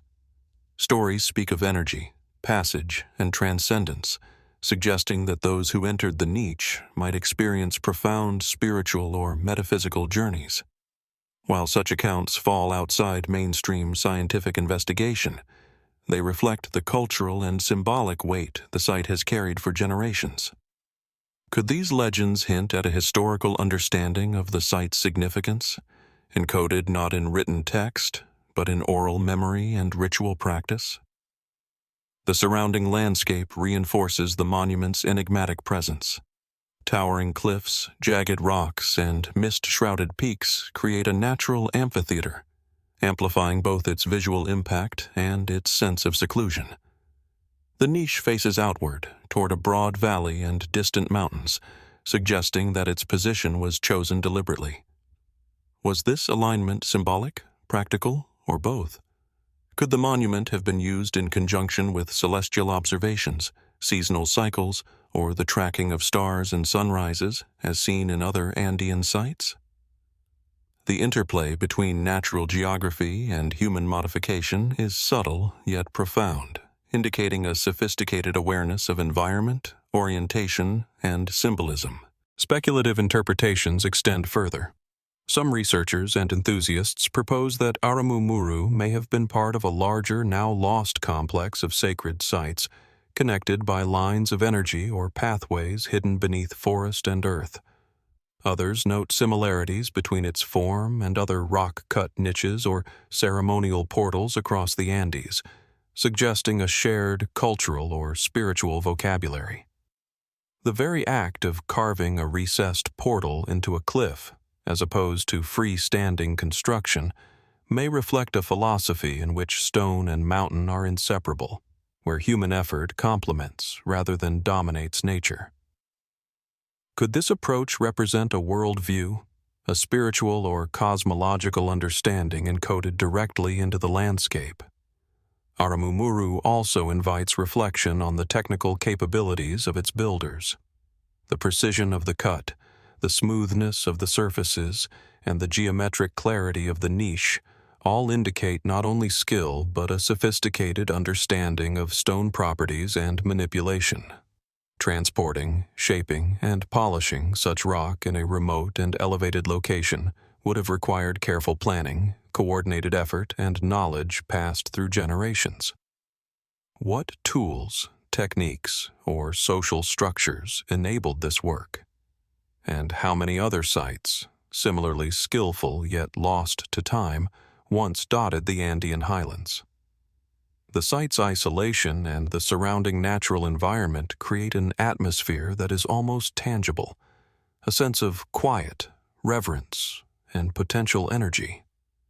Standing before the niche, one feels both the weight of human intention and the vastness of the landscape, a duality echoed across many prehistoric sites we have explored.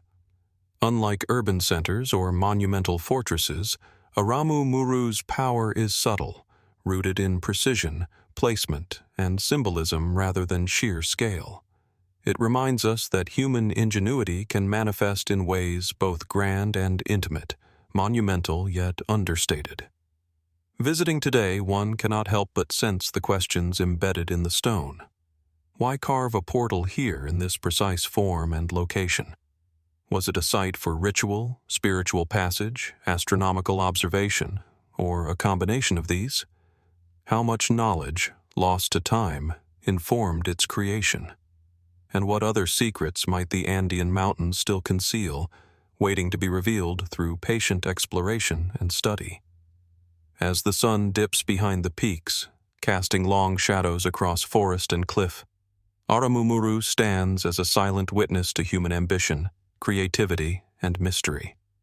Its smooth surfaces and precise geometry speak across centuries, a reminder that prehistoric and ancient societies were capable of feats that continue to challenge modern understanding. The niche invites reflection, curiosity, and wonder, a portal not only in stone but in imagination, through which we glimpse the depth of human knowledge and the enduring enigmas of the past. The questions endure. Who first carved this niche, and for what ultimate purpose? What knowledge guided its creation, now mostly lost to time? And how much more of the Andes' hidden heritage remains undiscovered, waiting beneath layers of earth, stone, and legend? Aramu Muru does not answer these questions.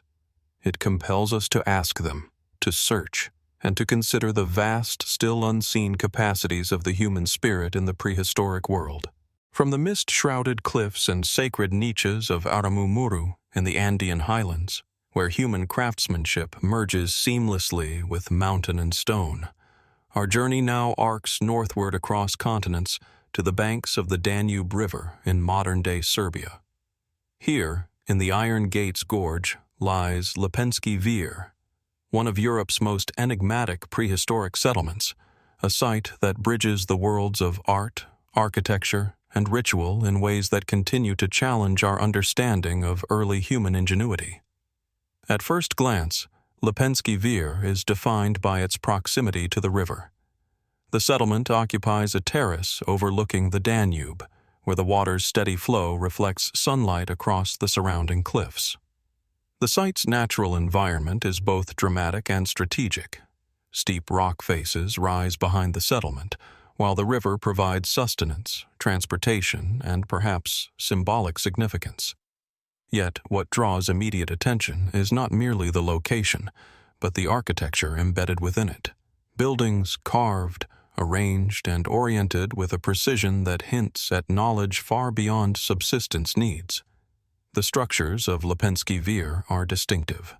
Unlike typical prehistoric settlements, where dwellings are often simple and functional, here we find trapezoidal houses, each constructed with carefully laid stone foundations and interior hearths. The orientation of the buildings appears deliberate, with entrances facing the river, suggesting a relationship between the settlement and the waterway that goes beyond practical access. Excavations reveal that these structures were built in successive layers, with evidence of repairs, modifications, and adaptations over time, indicating both long-term occupation and a culture of continual refinement. Dating places Lepenski Vir at roughly 9,500 to 6,000 BCE, making it a Mesolithic settlement of extraordinary sophistication. Mainstream archaeology emphasizes its significance as one of Europe's earliest planned communities, yet the site transcends simple classification. The alignment of buildings, the careful selection of building materials, and the integration with the surrounding landscape suggest that the inhabitants were thinking not only in functional terms, but in symbolic and possibly cosmological ones. Why did they invest such effort in shaping dwellings that are trapezoidal, rather than circular or rectangular, as was common in other contemporaneous settlements? What did this form signify to those who lived here? Perhaps the most striking feature of Lepenski Vir is its sculptural legacy. Throughout the settlement, researchers have uncovered stone sculptures of human heads and figures, often with fish-like or bird-like features, carved in high relief. These works are not decorative. They appear intimately tied to the architecture and layout of the settlement. Some are integrated into building foundations or positioned along key pathways. The interplay between sculpture and dwelling implies a worldview in which human life, ritual, and environment were inseparable, a society in which architecture itself carried spiritual or symbolic meaning. Speculative interpretations abound. Some scholars propose that the trapezoidal structures mimic the forms of the surrounding cliffs, creating a microcosm of the natural landscape within the settlement. Others suggest that the sculptures and orientations encode astronomical knowledge, aligning with solstices or celestial events. There are even suggestions that the site functioned as a ritual center, where river, rock, and human construction were intertwined in ceremonies connecting the community to ancestors, deities, or cosmological cycles. While direct evidence for these interpretations is limited, the deliberate precision of both buildings and art encourages contemplation of their deeper significance. The technical capabilities of the Lepenski Vir inhabitants also invite inquiry. The stone foundations are remarkably uniform, and the construction required not only quarrying and transporting large blocks, but shaping them to fit within trapezoidal forms. The skill, coordination, and knowledge necessary for such construction imply social organization, planning, and perhaps standardized techniques passed across generations. How did a Mesolithic community, without advanced tools or metallurgy, achieve such precision? And what motivated the design choices that continue to intrigue archaeologists today? Beyond architecture and sculpture, the settlement's spatial organization adds to the sense of mystery. Houses are clustered in patterns that suggest both communal cohesion and individual differentiation. Some structures are larger, possibly housing extended families or serving as communal spaces, while smaller ones may have had more specialized functions. The integration of hearths, storage pits, and sculptural elements suggests a deliberate balancing of daily life, spiritual practice, and environmental interaction. Was this an early attempt at urban planning, or a more symbolic expression of social hierarchy and cosmology? Lepenski Vir's location itself provokes questions. The settlement occupies a terrace that is vulnerable to flooding, yet its position offers commanding views of the Danube and the surrounding landscape. Was this a compromise between practical resource access and symbolic or ritual considerations? Did the river hold spiritual significance, serving as a boundary between worlds or a conduit for the souls of ancestors? The interplay between environment and human intention is palpable, creating a layered complexity that resonates across time. Speculative theories extend even further. Some researchers suggest that the site represents one of the earliest examples of sacred architecture, in which human habitation and spiritual practice are inseparable. Others propose that the settlement functioned as a hub for cultural transmission, where knowledge of fishing, navigation, ritual, and stonework converged. The repeated forms, careful alignments, and enduring art hint at a culture capable of abstract thought and sophisticated symbolic communication, far beyond what might be expected of a Mesolithic society. Standing among the ruins today, one is struck by the interplay of permanence and transience. The stone foundations endure, yet the soft earth and forest encroachment remind us that much has been lost to time. The sculptures, partially eroded, speak of human imagination and intent, yet their full meaning remains inaccessible. The Danube continues to flow as it did thousands of years ago, its waters reflecting the silhouettes of trapezoidal houses, connecting the present with the distant past. The mysteries of Lepenski Vir linger in both the tangible and the intangible. How were the trapezoidal forms conceived, and what inspired their construction? What role did the sculptures play in daily life or ritual? How did these early humans organize labor, knowledge, and social structure to achieve such enduring constructions? And perhaps most compellingly, what cultural or spiritual wisdom has been lost, buried with the people who once shaped these stones and walked these terraces? As dusk settles over the Danube Gorge, shadows stretch across the trapezoidal foundations and weathered sculptures. Lepenski Vir stands in quiet testimony to human ingenuity, imagination, and the enduring enigma of prehistoric life. It reminds us that, across continents and millennia, societies have constructed not merely shelters, but expressions of identity, spirituality, and knowledge. The questions it poses remain open, inviting reflection, investigation, and wonder, urging us to consider what else may lie hidden along the riverbanks, in the cliffs, and in the collective memory of a world that continues to challenge our understanding.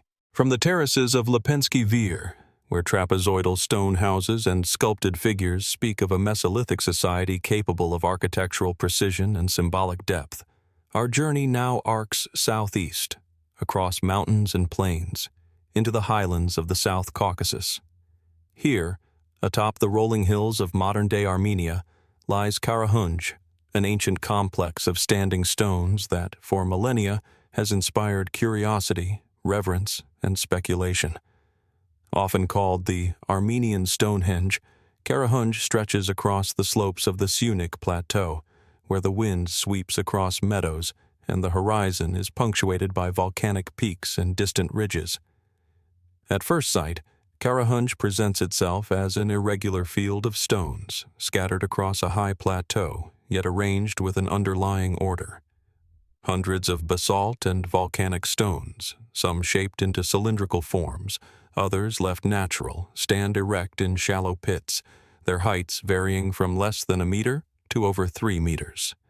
Many feature circular holes drilled through the upper sections, a detail that immediately commands attention. From a distance, the site appears almost organic, blending with the undulating terrain, yet closer inspection reveals patterns, alignments, and orientations that suggest deliberate human intent. The stones are not randomly placed. Pathways, sightlines, and groupings hint at functions lost to history. Dating Karahunj is complex. Archaeologists suggest that its initial construction may date as far back as 7,500 years ago, placing it in the late Neolithic to early Bronze Age. This makes it one of the oldest known megalithic sites in the world. Subsequent additions and modifications appear to have continued over centuries, creating a layered monument that reflects evolving cultural practices. The site's longevity implies both significance and reverence. Generations of people return to these hills to erect, align, and maintain the stones, committing effort over millennia in a landscape often harsh and exposed. Mainstream interpretations frame Karahunj as a ritual or astronomical site. The arrangement of stones, the presence of holes in some megaliths, and the alignments toward specific solar and lunar events suggest that the site may have functioned as an observatory, a calendar, or a place of ceremonial gathering. Some researchers posit that the holes may have served as sighting tools, allowing early observers to track celestial movements with precision.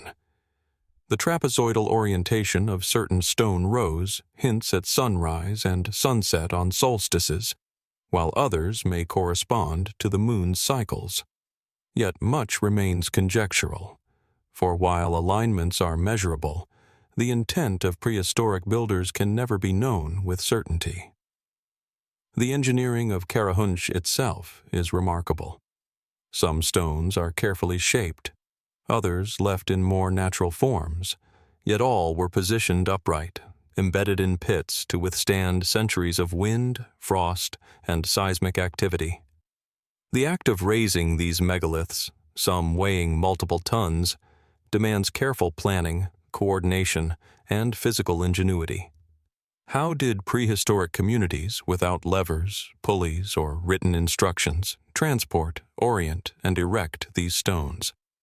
And why invest such effort in a site situated on an exposed plateau, far from major settlements or obvious resources? Beyond the astronomical and technical aspects, the site evokes a profound symbolic presence. The varying heights, the drilled holes, and the placement across the plateau create a rhythm that is both visual and experiential. Walking among the stones, one senses an intentional choreography. Certain stones appear as focal points, others as markers guiding sightlines toward distant peaks or the horizon.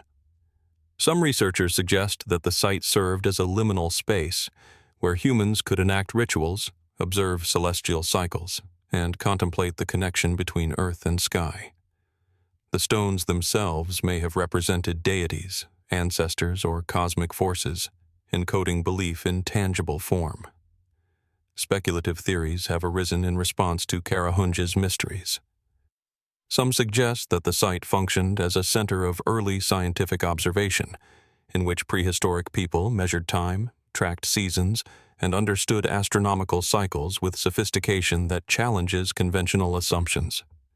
Others propose ritualistic or shamanistic interpretations, that the stones served as conduits, portals, or stages for ceremonies connecting the community with unseen realms. The combination of astronomical alignment, enduring construction, and isolation from major habitation areas amplifies the sense that Karahunj was a place of profound intentionality, one that transcended ordinary settlement concerns.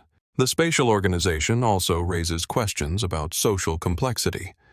Erecting and maintaining hundreds of stones over generations would have required coordination, labor management, and knowledge transmission. How did these communities organize themselves to achieve such feats, and what social or spiritual motivations sustained their efforts? The labor involved, particularly given the site's elevation and exposure, suggests that Karahunj was not merely functional, but deeply significant, a focal point of cultural and possibly cosmological importance. The surrounding landscape contributes to the monument's enigmatic aura. From the plateau, the eye travels across valleys, distant mountains, and volcanic cones, reinforcing a sense of scale and isolation.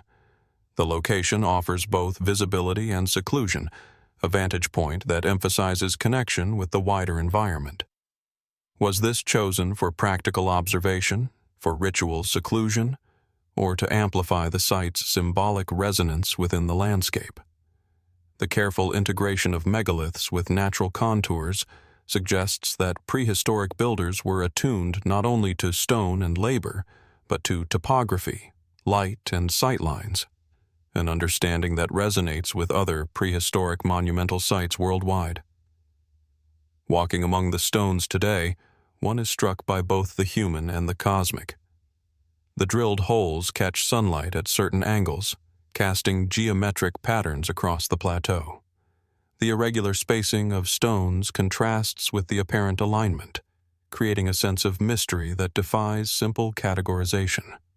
Each monolith, weathered by millennia, stands as a testament to intention, skill, and belief, yet it conceals as much as it reveals. The gaps in our knowledge are tangible, palpable, like the wind that sweeps across the plateau, moving through the stones and across the landscape of history. Perhaps the most compelling aspect of Karahunj is the questions it poses. Why were these stones raised in this specific pattern, on this particular plateau? How much astronomical, ritual, or symbolic knowledge did the builders possess, and how was it transmitted across generations? What cultural and spiritual traditions inspired them to commit centuries of labor to a site whose meaning remains elusive? And what else might lie buried beneath soil and stone, waiting to be discovered, adding context to the monument that has endured so long? As dusk settles over the Shunnik Plateau, casting long shadows across standing stones, Karahunj stands as a silent witness to human ingenuity and imagination. Its upright monoliths, drilled niches, and subtle alignments speak across millennia, a reminder that prehistoric societies possessed both technical skill and symbolic depth far beyond what we often assume. The site challenges modern understanding, urging contemplation, reflection, and curiosity. Its mysteries are enduring, inviting us to walk among the stones, trace the horizon, and ponder the intentions of people who lived thousands of years ago, leaving behind a legacy carved in stone that continues to provoke wonder. In the fading light, Karahunj remains both monumental and intimate, scientific and spiritual, tangible and elusive. It is a landscape of questions as much as stones, where each monolith gestures toward human ambition, cultural expression, and the unknown. And as the shadows lengthen across the plateau, the most enduring mystery persists. What secrets, knowledge, and meaning lie still hidden among the standing stones, waiting for those who seek to understand the extraordinary reach of prehistoric ingenuity? From the windswept stone circles of Karahunj in Armenia, where standing megaliths rise across high plateaus and align with the passage of sun and moon, our exploration now stretches across deserts and mountains to the Arabian Peninsula.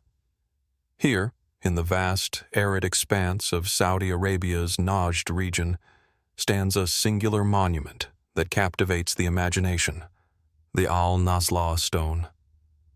Isolated, yet commanding, this monolith rests in quiet majesty amid a flat, stony plain, its enigmatic form a testament to human intent, or perhaps to forces not fully understood. At first glance, Al-Naslaa appears deceptively simple, a single massive sandstone rock, neatly split down the middle, balanced perfectly as if suspended in time. The cleft is nearly impossibly precise, running from the base to the apex of the boulder, creating two symmetrical halves, each stable and immovable. The surface is smooth, flat, and unweathered in ways that seem extraordinary given the harsh desert winds, seasonal temperature fluctuations, and centuries of exposure. Its dimensions are imposing, over 6 meters long, 4 meters wide, and more than 2 meters tall.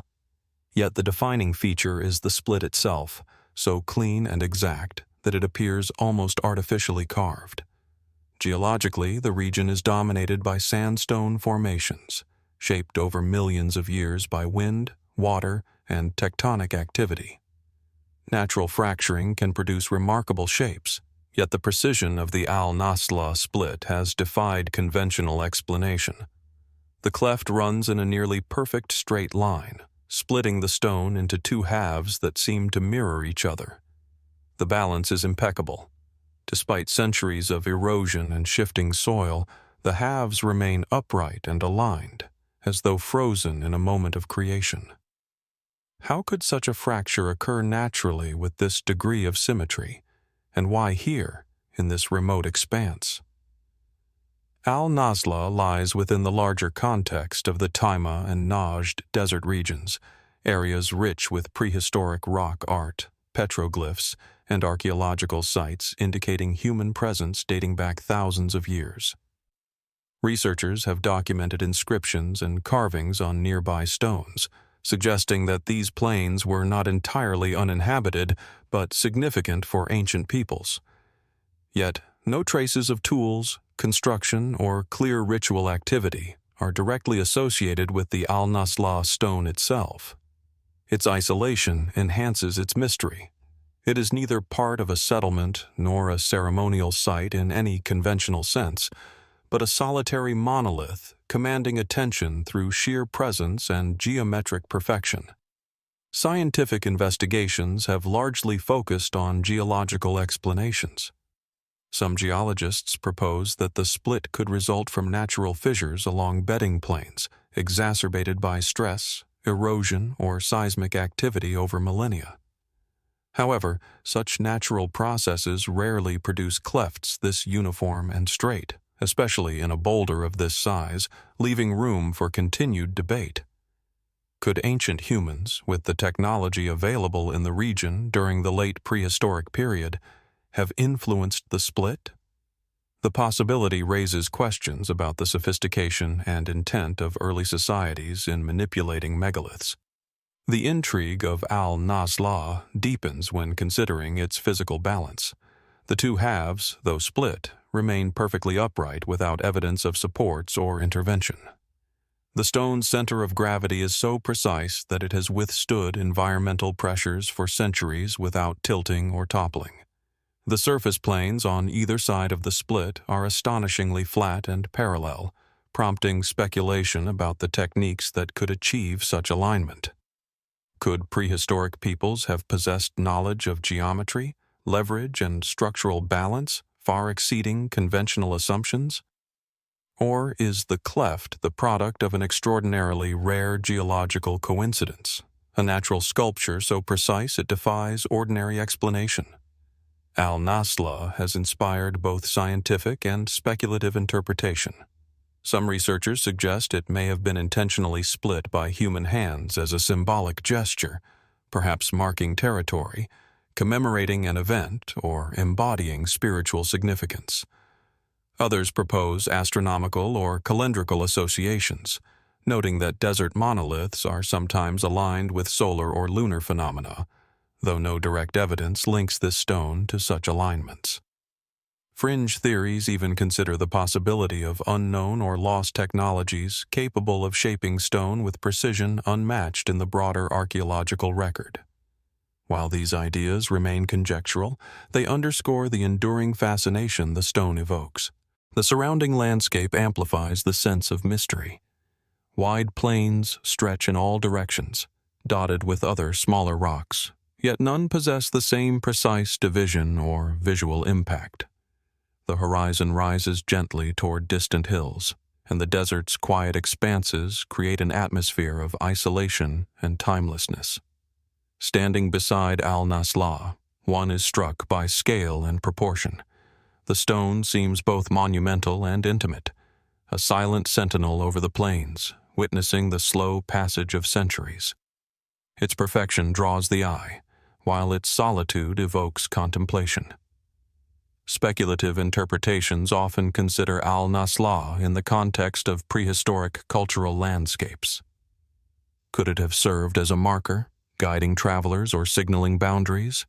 Was it part of a ritual path, a stage for ceremony, or a site where cosmology and landscape intersected?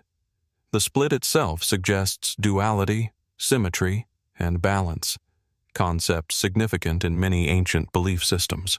Its very form prompts reflection on the human desire to impose order on natural forms, or perhaps to recognize and honor patterns already present in the environment.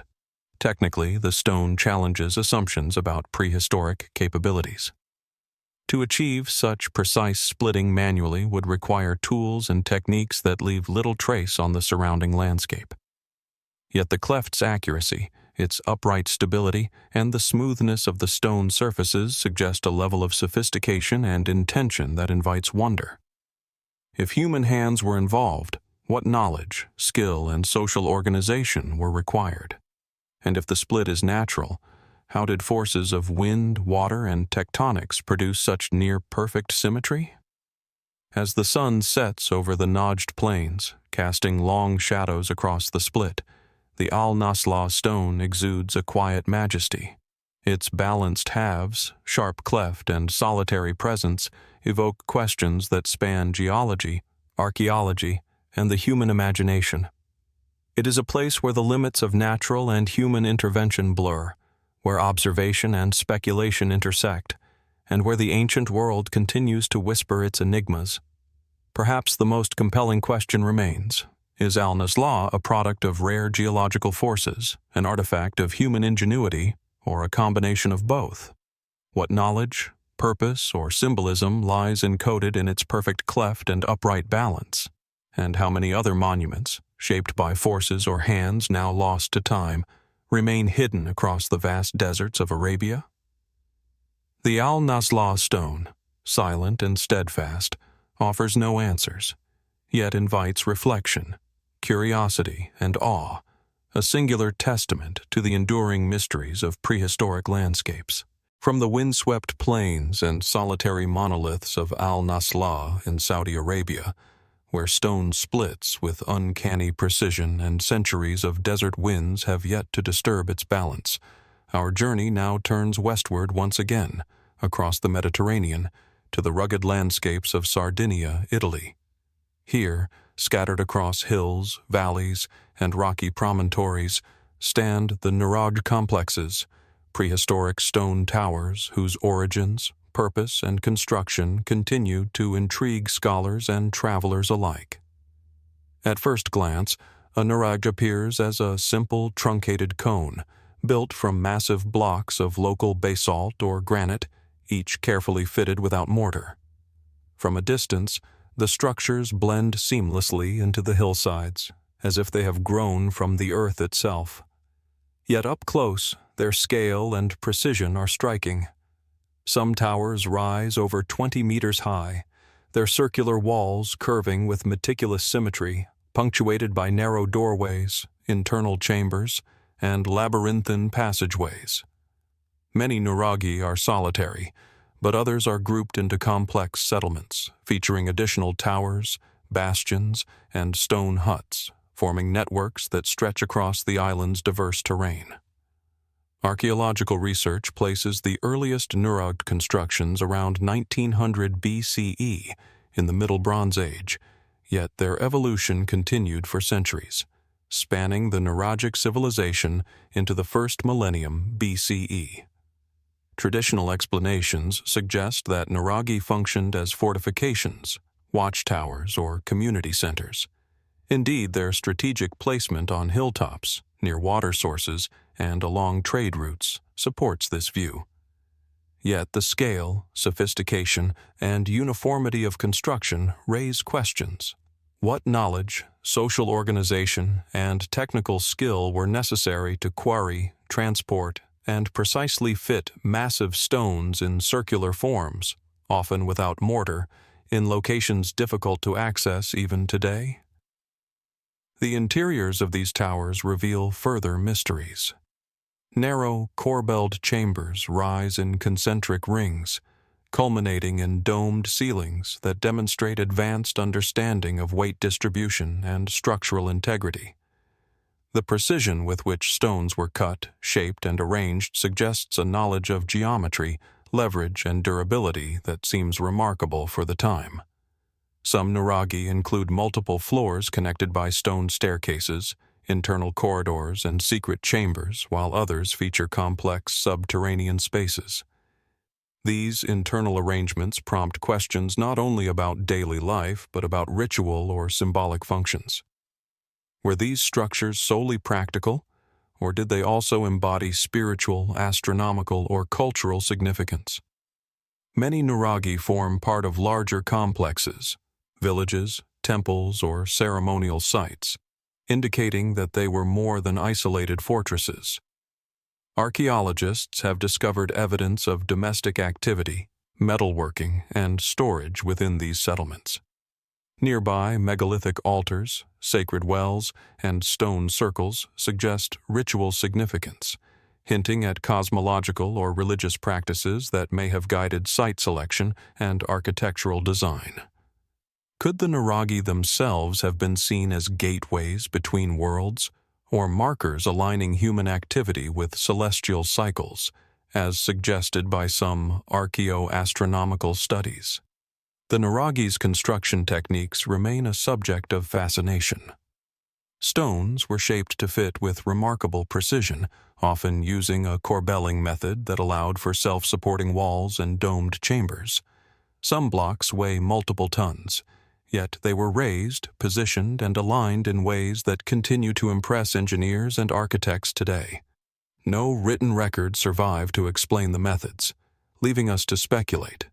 Did these communities rely on sophisticated oral traditions, trial and error expertise, or lost techniques of mechanical leverage? How were labor and resources coordinated across multiple sites to create structures that have endured millennia? Speculative interpretations extend further. Some researchers propose that Nuraghe were designed with astronomical observation in mind, their placement on ridges and hilltops enabling tracking of sun, moon, or star positions. Certain alignments with solstices, equinoxes, and notable celestial events have been noted at multiple sites. Others suggest a symbolic or ritual purpose, proposing that the circular, tower-like form represented cosmological ideas, social hierarchy, or spiritual protection. The recurrence of similar forms across the island, despite varying terrain and isolation, implies shared cultural knowledge and collective purpose that remains partially hidden from us. The Nuraghe are also notable for their resilience. Many stand in ruin, yet the core structures remain remarkably intact despite earthquakes, centuries of weathering, and human interference. This durability raises questions about material selection, architectural foresight, and the possible transmission of engineering knowledge across generations. How did the builders predict the stresses imposed by time, weather, and gravity? And what techniques allowed them to achieve circular precision, corbelled ceilings, and multi-tiered interiors without mortar or modern machinery? Walking among a Nuragic complex today evokes both awe and contemplation. The towers rise like sentinels across the landscape, their shadows stretching across rocky hills and valleys. Paths wind between structures, revealing traces of habitation, hearths, and communal spaces. In some areas, stone circles, ceremonial wells, or altar-like arrangements hint at spiritual practice. The experience is one of immersion. The scale, geometry, and placement of stones suggest deliberate intention, a civilization attuned not only to survival and defense, but to cosmology, symbolism, and perhaps even identity itself. Despite centuries of study, the Nuraghe continue to challenge understanding. Why did these communities invest such immense labor in structures that were not only functional, but architecturally ambitious and enduring? What social, spiritual, or astronomical knowledge guided their construction? How did the Nuragic people communicate and preserve techniques across generations, enabling uniformity and precision despite relative isolation? And what aspects of their culture remain hidden, encoded in stone and lost to time? The Sardinian landscape enhances the sense of mystery. Rolling hills, limestone cliffs, and hidden valleys surround the Nuraghe, offering both strategic vantage points and secluded spaces. The structures interact with light and shadow, wind and weather in ways that may have been intentional, enhancing their ritual or symbolic presence. Standing atop a hill, one can observe multiple towers in the distance, forming a visual network that suggests coordination, territorial awareness, and perhaps shared cosmological or cultural meaning. As the sun dips toward the western horizon, illuminating stone walls in warm golden light, the Nuragic towers cast long shadows across the island. Their silent presence invites reflection on human ambition, ingenuity, and the persistent mysteries of prehistory. They are monuments not only of stone, but of knowledge, social complexity, and imagination, reminding us that prehistoric peoples were capable of extraordinary feats that continue to challenge modern understanding. Perhaps the most compelling aspect of the Nuraghic complexes is the unanswered questions they pose. What was the full purpose of these towers, fortresses, temples, observatories, or symbols of identity? How did the Nuraghic civilization coordinate such monumental construction across a rugged and often isolated landscape? And what knowledge, lost to time, allowed them to build structures that have endured millennia, defying decay and remaining a testament to human skill and intention? In their quiet majesty, the Nuraghe stand as enduring witnesses to a civilization that combined practical ingenuity with symbolic sophistication. They challenge us to consider the possibilities of prehistoric knowledge, the depth of human creativity, and the enduring mysteries that await discovery in stone, landscape, and memory.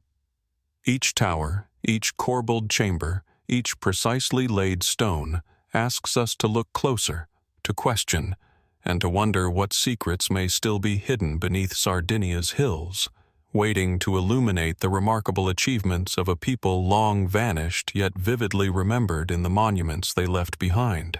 From the rugged hills of Sardinia, where the Nuraghic towers rise like sentinels of human ingenuity, our journey now turns across continents once again, to the high plains of the Andes. In the windswept Altiplano of Bolivia, near the shimmering waters of Lake Titicaca, lies Tiahuanaco, a city whose monumental architecture, advanced engineering, and enigmatic symbolism have long fascinated researchers. Among its most imposing structures stands the Akapana Pyramid, a massive terraced platform that dominates the surrounding plains, its form both geometric and organic, precise yet weathered by centuries of wind, rain, and time. From a distance, the Akapana appears as a stepped mountain, its terraces rising in a broad, rectangular formation. Its alignment with cardinal points is unmistakable, suggesting deliberate orientation. Each level is reinforced with large stone retaining walls, creating a tiered structure that ascends toward a flattened summit. The pyramid stretches over 200 meters across and rises more than 18 meters high, though its original scale may have been greater before erosion and centuries of human activity altered its profile. The terraces themselves are composed of massive stone blocks, some weighing multiple tons, carefully shaped and fitted to withstand both time and seismic activity in a region prone to earthquakes. Excavations reveal that the Akapana was not merely a static structure, but a dynamic center, intricately linked to ritual, water management, and perhaps astronomical observation. Channels and canals have been found embedded within its terraces, suggesting sophisticated hydraulic engineering.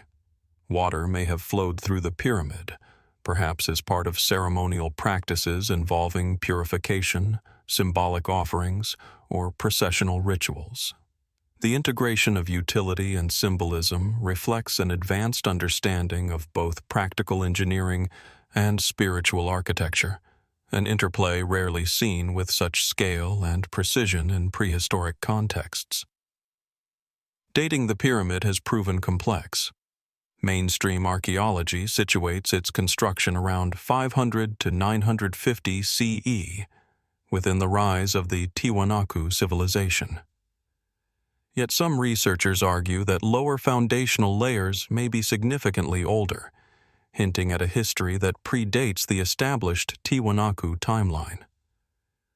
Radiocarbon analysis and stratigraphy suggest multiple phases of construction, each layer adding terraces, canals, and stonework in a meticulous expansion that would have required considerable coordination and labor. How did societies of the high Andes, with limited technological resources compared to later civilizations, achieve such precision in stonework, alignment, and hydraulic integration? The stone blocks themselves are remarkable. They are cut with precision, joined without mortar, and sometimes display interlocking joints designed to resist seismic shifts. Some blocks are estimated to weigh tens of tons, raising questions about transportation, lifting, and placement techniques. How were such massive stones quarried, moved across uneven terrain, and positioned with such accuracy? And why invest such immense effort in a structure whose form and function combine ritual, utility, and symbolic resonance rather than purely defensive or residential purposes? These questions point to an advanced understanding of engineering, planning, and perhaps social organization far beyond what conventional interpretations might assume. The orientation and layout of the Akapana also suggest potential astronomical significance. Its terraces and corners align closely with cardinal points, and some researchers note that lines of sight from the pyramid correspond with solstitial sunrises and sunsets. Could the Akapana have functioned as a giant observatory, encoding calendrical or cosmological knowledge within its very design? Or were these alignments incidental, a byproduct of aesthetic or practical planning?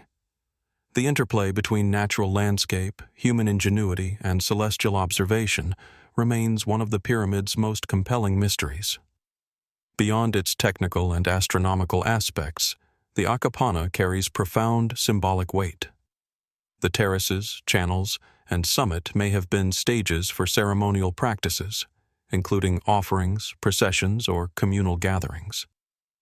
Carved stones and statues discovered nearby suggest a society deeply invested in ritual and cosmology, where the pyramid itself may have served as a conduit between the earthly and spiritual realms.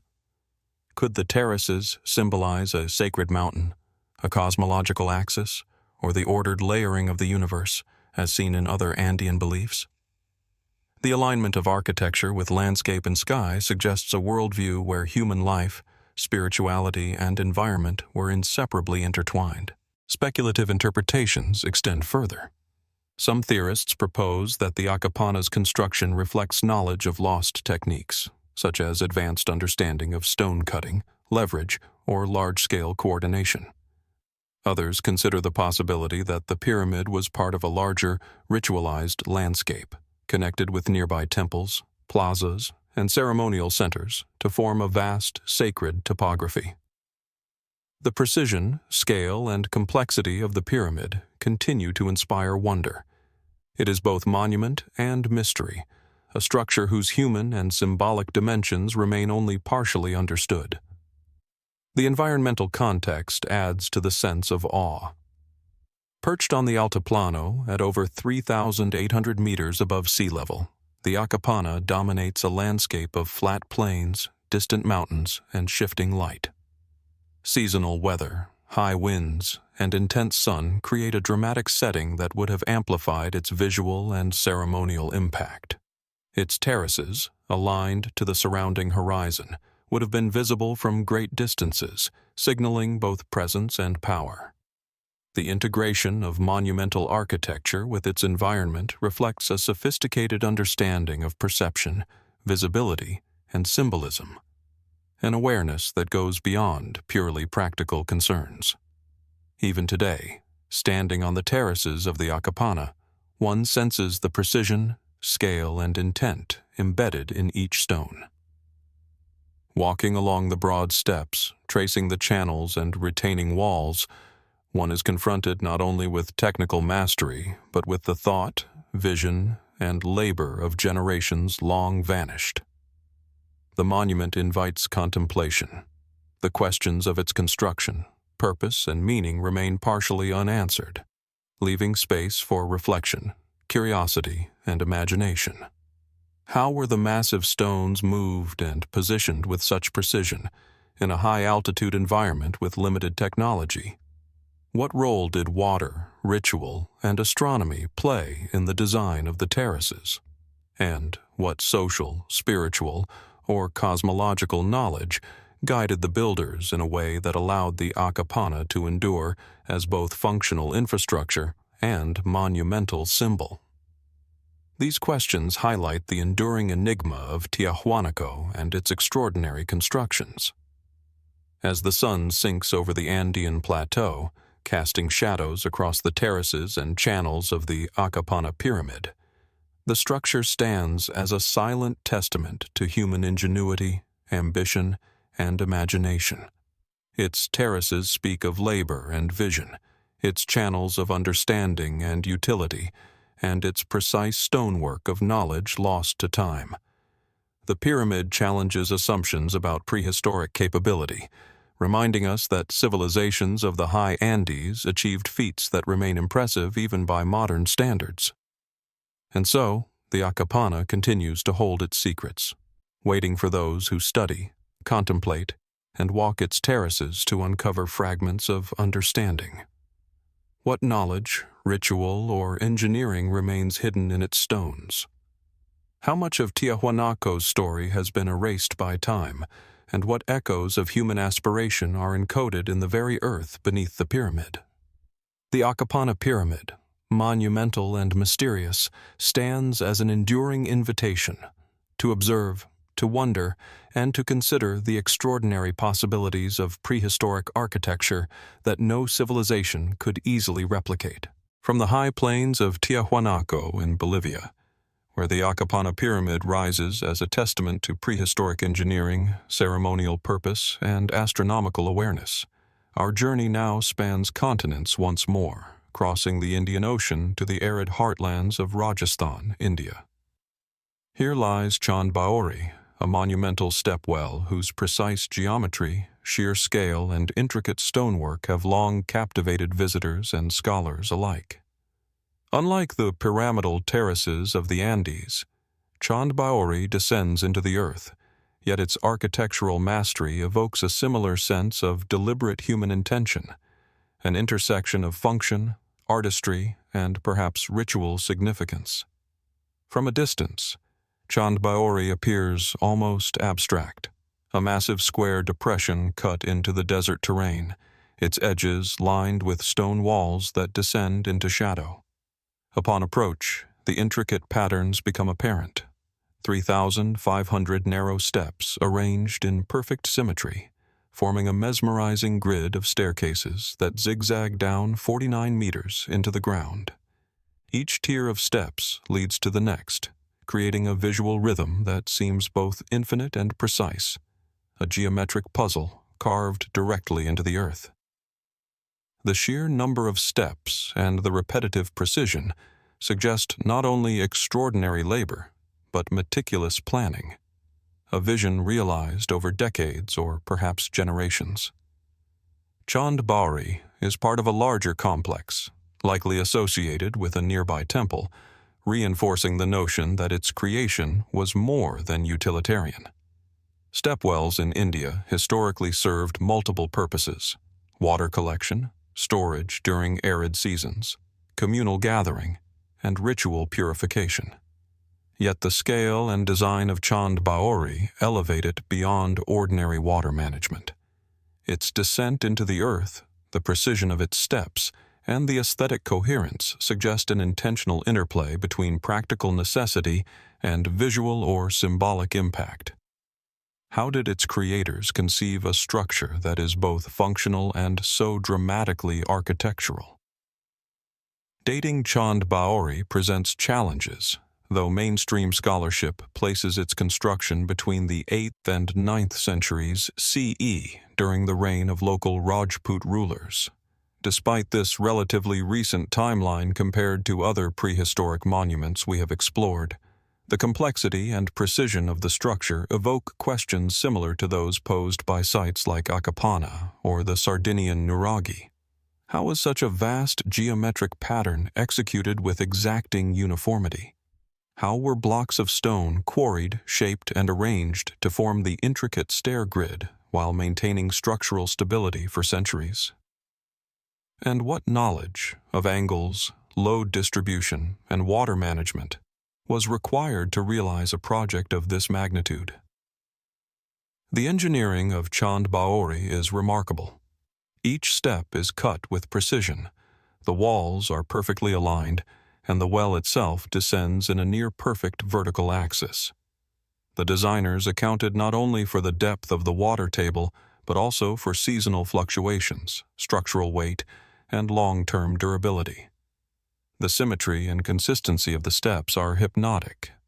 Viewed from above, they create an almost tessellated pattern, a visual and structural marvel that evokes both awe and curiosity. Could the builders have used techniques lost to history, advanced knowledge of geometry, or purely empirical trial and error perfected over generations? The spatial arrangement of Chand Baori adds to its enigmatic quality. Unlike a conventional well, its steps extend outward in multiple layers, forming triangular and diamond-shaped patterns that converge at the base. The interplay of shadow and light, particularly during sunrise or sunset, transforms the structure into a three-dimensional lattice, where steps, landings, and corridors appear to float and shift. Could this dramatic visual effect have been intentional, meant to evoke a sense of ritual ascent and descent, of connection between the human and the sacred, or even a symbolic journey into the underworld or spiritual depths? The repetitive, almost hypnotic geometry suggests that the visual experience of the stepwell was as important as its practical function. Speculative interpretations further intrigue. Some researchers propose that Chand Baori was deliberately designed to serve not only as water storage, but as a ceremonial or contemplative space. The rhythm of the steps, the interlocking symmetry, and the depth of the well could have facilitated spiritual or ritual practices, perhaps involving processions, meditation, or water-related purification rites. Others note that its precise alignment may have astronomical significance, with stair patterns casting predictable shadows that mark seasonal or solar events, hinting at a sophisticated understanding of light, shadow, and celestial cycles. The human effort involved in constructing Chand Baori is staggering. Thousands of workers, masons, and planners would have been required to quarry stone, shape blocks, and execute the complex stair patterns while maintaining structural integrity. Coordinating labor, planning material transport, and maintaining geometric precision over such a vast and deep structure represents a feat of organization and engineering rarely paralleled in other stepwells of the period. How did the society conceive and sustain such a project? What social, political, or religious imperatives drove this remarkable investment of labor, skill, and time? Beyond engineering and ritual, the sensory experience of Chand Baori contributes to its enduring fascination. Descending its steps, one is enveloped by the interplay of shadow and light, the echo of footsteps, and the coolness of subterranean stone, a stark contrast to the scorching desert above. The structure compresses space, creating an intimate yet monumental environment where human presence interacts with geometry, shadow, and depth. Such an experience seems deliberate. Could the design itself have been intended to evoke humility, reflection, or spiritual contemplation? Even centuries after its construction, Chand Baori continues to defy conventional expectations. Its precision, scale, and aesthetic coherence suggest knowledge that transcends mere practicality, pointing to an understanding of geometry, physics, and perhaps symbolic language encoded directly into the stone. The stepwell bridges function and form, blending utility with artistry, engineering with human experience. How many other structures like it, equally sophisticated but lost to time, once existed across India's plains? What knowledge or tradition allowed its builders to conceive a project so enduring, so harmonious, and so visually mesmerizing? As the sun dips low over the Rajasthani desert, casting long shadows across the stepped terraces of Chand Baori, the site invites reflection.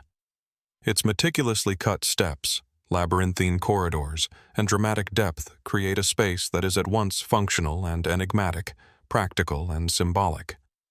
The well draws us into contemplation, urging us to consider not only the technical achievement, but the cultural, spiritual, and philosophical understanding that made it possible. The questions linger. Why was Chand Baori built with such meticulous precision and geometric complexity? How did its creators achieve architectural harmony at such scale without modern tools? And what symbolic, ritual, or astronomical knowledge is encoded within its descending labyrinth of steps? Like the prehistoric structures we have explored before, from Akapana to the Sardinian Nuraghe, Chand Baori stands as a silent witness to human ingenuity, inviting us to explore, to wonder, and to confront the enduring mysteries of civilizations whose ambitions, skill, and vision continue to challenge our understanding of the ancient world. From the intricate steps of Chand Baori in Rajasthan, where geometry, depth, and human ingenuity converge to create a structure both functional and mesmerizing, our journey moves northwest across arid lands and rugged hills to the Jordanian desert, to the ancient site of Ar-Rasas.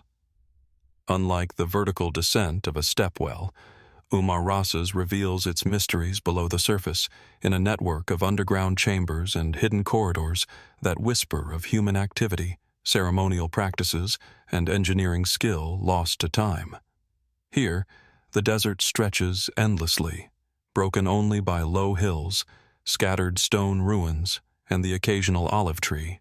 Yet beneath this seemingly quiet landscape lies a subterranean world that challenges our understanding of prehistoric construction. The underground structures at Ar-Rasas are, at first, unassuming.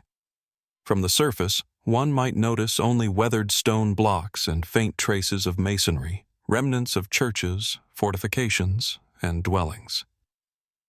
But, descending into the subterranean spaces, the scale, precision, and deliberate design become evident. Narrow passageways twist and turn, linking chambers with vaulted ceilings, niches, and carved recesses.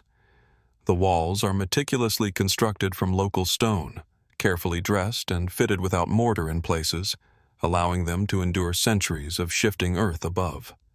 Some chambers are expansive, large enough to accommodate gatherings of dozens, while others are intimate, almost claustrophobic, suggesting different functions or ritual purposes. Mainstream archaeology situates Ar-Rasas primarily within the Roman and Byzantine periods, with occupation from the 3rd to the 8th centuries CE. The site is celebrated for its mosaics and churches, but beneath the visible architecture lie older foundations, perhaps predating these constructions. Excavations have revealed layers of human habitation, each with traces of stonework that speak to practical and symbolic concerns. Yet the precise purpose of the underground corridors remains elusive. Were they refuges from seasonal heat, fortified storage spaces, places of ritual, or pathways connecting sacred sites? The subterranean layout defies simple explanation, suggesting a complex relationship between people, landscape, and possibly the unseen world. The engineering of these underground chambers is remarkable. Ceilings are vaulted with stone blocks that bear incredible weight. Walls are aligned with precision, and some chambers are interconnected in labyrinthine sequences that hint at planning, surveying, and an understanding of structural integrity. How did ancient builders, without modern tools or surveying equipment, achieve such accuracy in underground construction? What methods allowed them to excavate, lift, and fit stone blocks with such precision, ensuring that tunnels remained stable over centuries, resisting both erosion and seismic activity in a geologically active region? Intriguingly, some subterranean corridors align with above-ground features or celestial markers. Certain passageways appear oriented toward cardinal points, hilltops, or distant landscape markers. Could these orientations reflect practical considerations, symbolic meaning, or even an early attempt to track celestial events? The integration of spatial awareness, astronomy, and construction hints at knowledge that extended beyond mere survival or defense. How much of this design was intended for human navigation, spiritual journey, or astronomical observation? Speculative interpretations abound. Some suggest that Ar-Rasas's underground structures served as secret meeting spaces, ritual chambers, or places of initiation. Others propose that the subterranean network functioned as a sanctuary during times of conflict, or as a repository for knowledge and sacred objects. The precision of stone fitting, the endurance of vaulted ceilings, and the complex layering of tunnels and chambers hint at engineering skill that rivals surface constructions in both scale and sophistication. Could these builders have inherited knowledge from even earlier societies in the Levant, passing techniques and traditions across generations? Or did they innovate in response to the unique challenges of the landscape and climate? The subterranean environment itself contributes to the mystery. Walking through narrow passageways, one senses an interplay of shadow, echo, and temperature that is both tangible and disorienting. Light from narrow entrances illuminates mosaics, carved niches, or polished stone, while the deeper chambers remain dim, inviting both caution and contemplation. The silence is punctuated only by distant drops of water or the echo of movement, reinforcing a sense of timelessness. Did the builders intend for these spaces to evoke particular emotional or spiritual responses, shaping human experience through architecture and spatial design? The complexity of Rasas also raises questions about social organization and labor. Coordinating the excavation, transportation, and precise placement of stone blocks for underground chambers would have required skilled artisans, laborers, and overseers. How were projects of such scale and subtlety managed? What social, religious, or political structures facilitated this work? And how did builders ensure that subterranean passageways would remain functional and safe for future generations, accounting for structural pressures and environmental changes over centuries?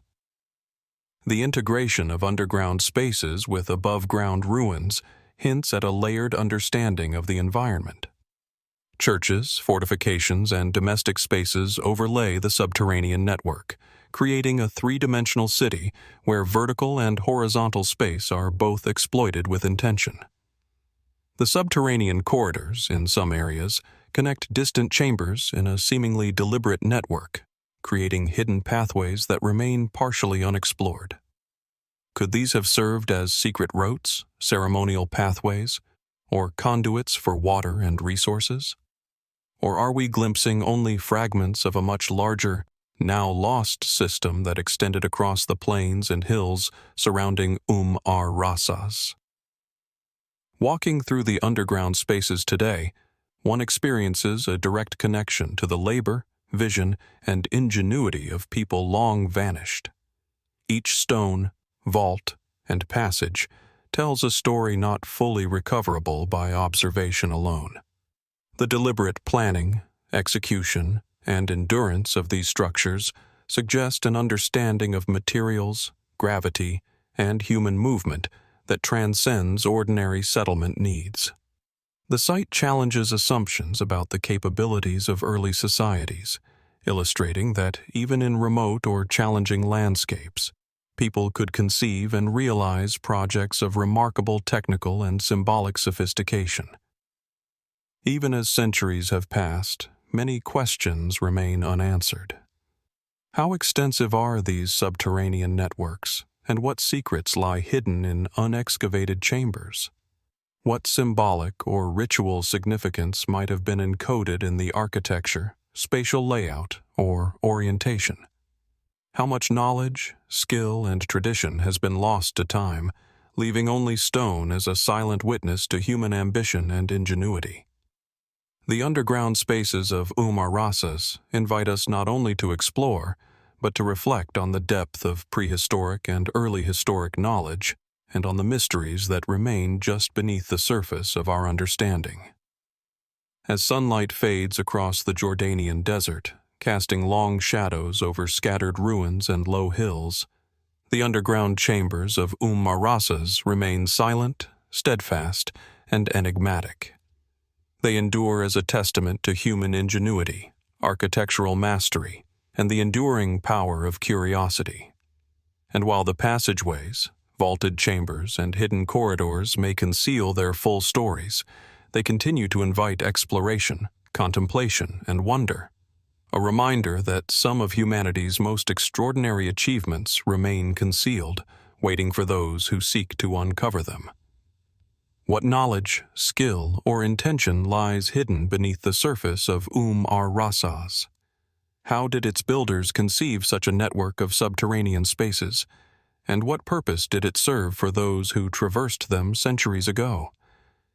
And what secrets, still unexcavated or undiscovered, might yet reveal how prehistoric and early historic societies shaped landscapes in ways that continue to challenge our understanding today? The underground structures of Rasas remain a silent, enduring enigma, bridging the known and the mysterious in stone, shadow, and human endeavor. From the subterranean corridors and hidden chambers of Rasas in Jordan, where ancient hands carved enduring spaces beneath the earth, our journey now moves across oceans and mountains to the lush, misted highlands of Guatemala. Here, amid rolling volcanic slopes and verdant valleys, lies Takalik-Abaj, a site where stone, sky, and human intention converge in enigmatic harmony. Unlike the monumental pyramids or stepwells we have explored, Takalik-Abaj presents a subtler mystery. Sprawling stone alignments, carved stelae, and intricate pathways that hint at a sophisticated understanding of cosmology, ritual, and landscape, yet whose full purpose remains elusive. Approaching the site, one is immediately struck by the precision and arrangement of the stones.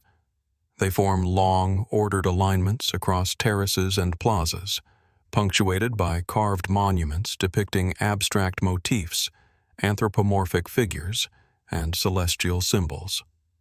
From certain vantage points, the alignments appear almost like conduits, guiding the eye along lines that extend toward hills, watercourses, and the distant horizon. The geometry is subtle yet deliberate.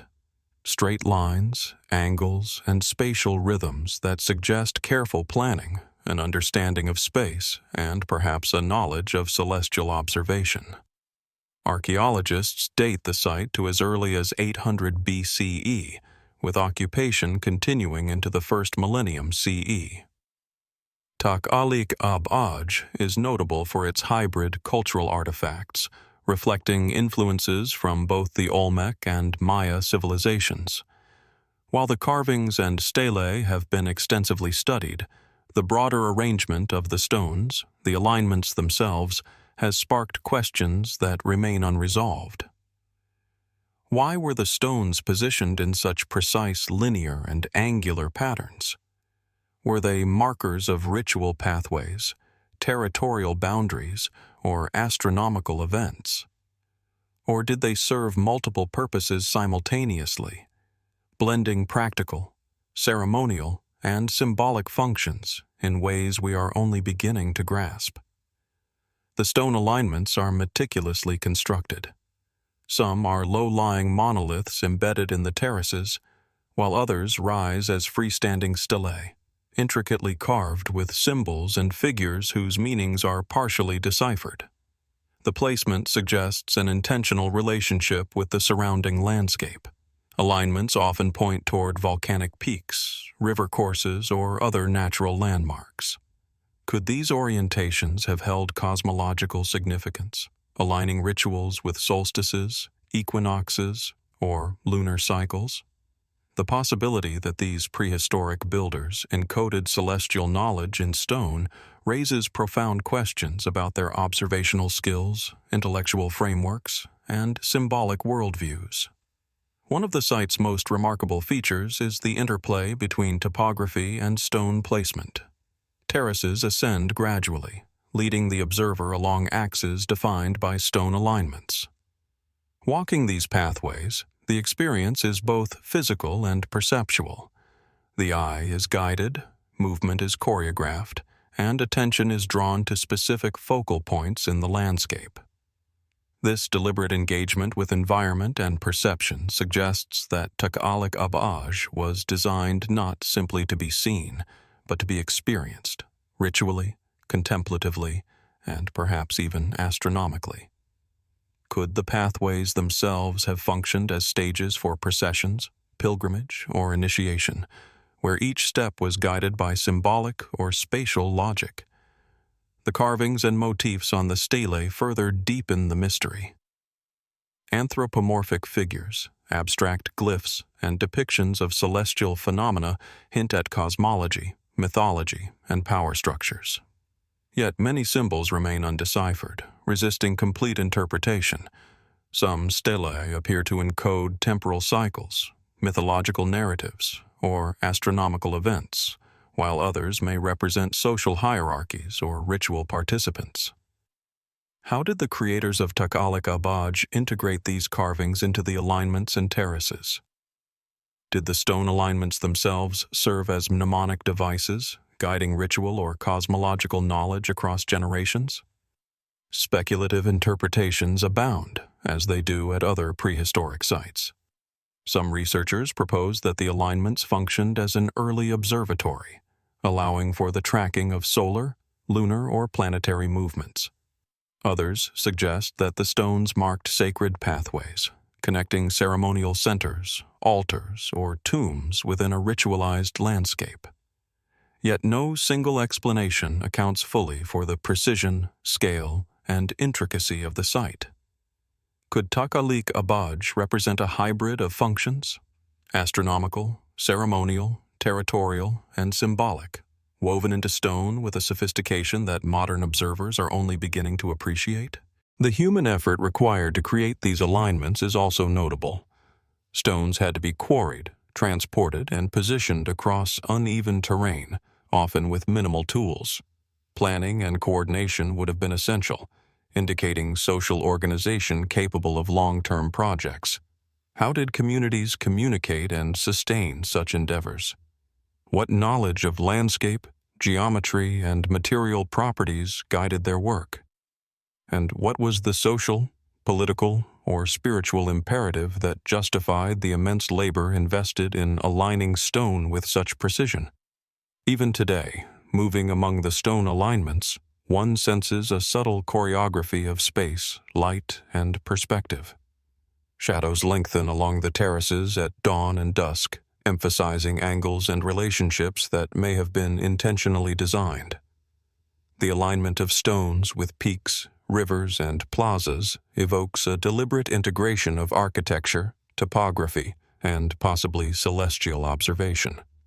This interplay suggests a worldview in which human activity, landscape, and cosmos were inseparably linked, each reinforcing the other in a sophisticated cultural schema. Yet for all its beauty and apparent order, Takalik-Abaj retains its secrets. Many stones and stelae remain unstudied, buried beneath soil, or obscured by vegetation. Interpretations of alignments and motifs remain provisional, constrained by incomplete excavation and limited contextual evidence. What did the site look like at its peak? How were its terraces, pathways, and stelae experienced in daily or ritual life? And how much knowledge, encoded in stone and landscape, has been lost to time, leaving only traces of a sophisticated understanding of space, cosmos, and human presence? As the sun sinks behind volcanic peaks, casting long shadows over terraces and stelae, Takalik-Abaj emerges as both monument and enigma. Its stone alignments, carved symbols, and spatial choreography invite reflection on human ingenuity, ritual, and observation. The site challenges assumptions about prehistoric capabilities, reminding us that even thousands of years ago, humans could manipulate landscape, stone, and perception with extraordinary subtlety and purpose. What knowledge, purpose, or intention lies encoded within Takalik-Abaj? Were these alignments tools for astronomy, stages for ritual, markers of territorial or spiritual domains, or some combination of all three? And how much remains hidden beneath the soil, awaiting discovery, to illuminate the remarkable sophistication of this prehistoric civilization? In its quiet, enduring presence, Takalik-Abaj continues to whisper its mysteries, inviting curiosity, observation, and wonder, a timeless testament to the human drive to align earth, stone, and sky. From the meticulously aligned stones of Tecalic in Guatemala, where terraces, stelae, and pathways hint at an advanced understanding of space, ritual, and celestial observation, our journey now returns to the highlands of Bolivia, to a site where earth, rock, and human ambition converge in a way that is both monumental and deeply enigmatic. Samaipata, or El Fuerte, sits atop a massive sandstone outcrop, its surface carved with terraces, niches, and geometric shapes whose meaning continues to elude scholars. Unlike pyramids or stepwells, Samaipata unfolds horizontally across the rock, a sprawling canvas of stone that suggests both practical use and ceremonial significance, a prehistoric work whose full story remains just out of reach. From a distance, the rock commands attention. Rising above the surrounding valleys, it stretches nearly 600 meters in length and rises more than 100 meters above the forested slopes below. Its surface is uneven, weathered, yet human hands have transformed it into a carefully sculpted expanse. Terraces cut into the stone form broad platforms, connected by stairways and channels, while sunken niches, circular depressions, and labyrinthine grooves punctuate the landscape. The scale is impressive, the precision subtle yet undeniable, hinting at labor, planning, and a profound understanding of the material itself. Archaeological study suggests that Samaipata was occupied and modified over many centuries, with evidence of use by pre-Inca civilizations and later by the Incas themselves. Radiocarbon dating places some construction as early as 300 CE, though the layering of terraces and carvings indicates a prolonged period of activity and adaptation.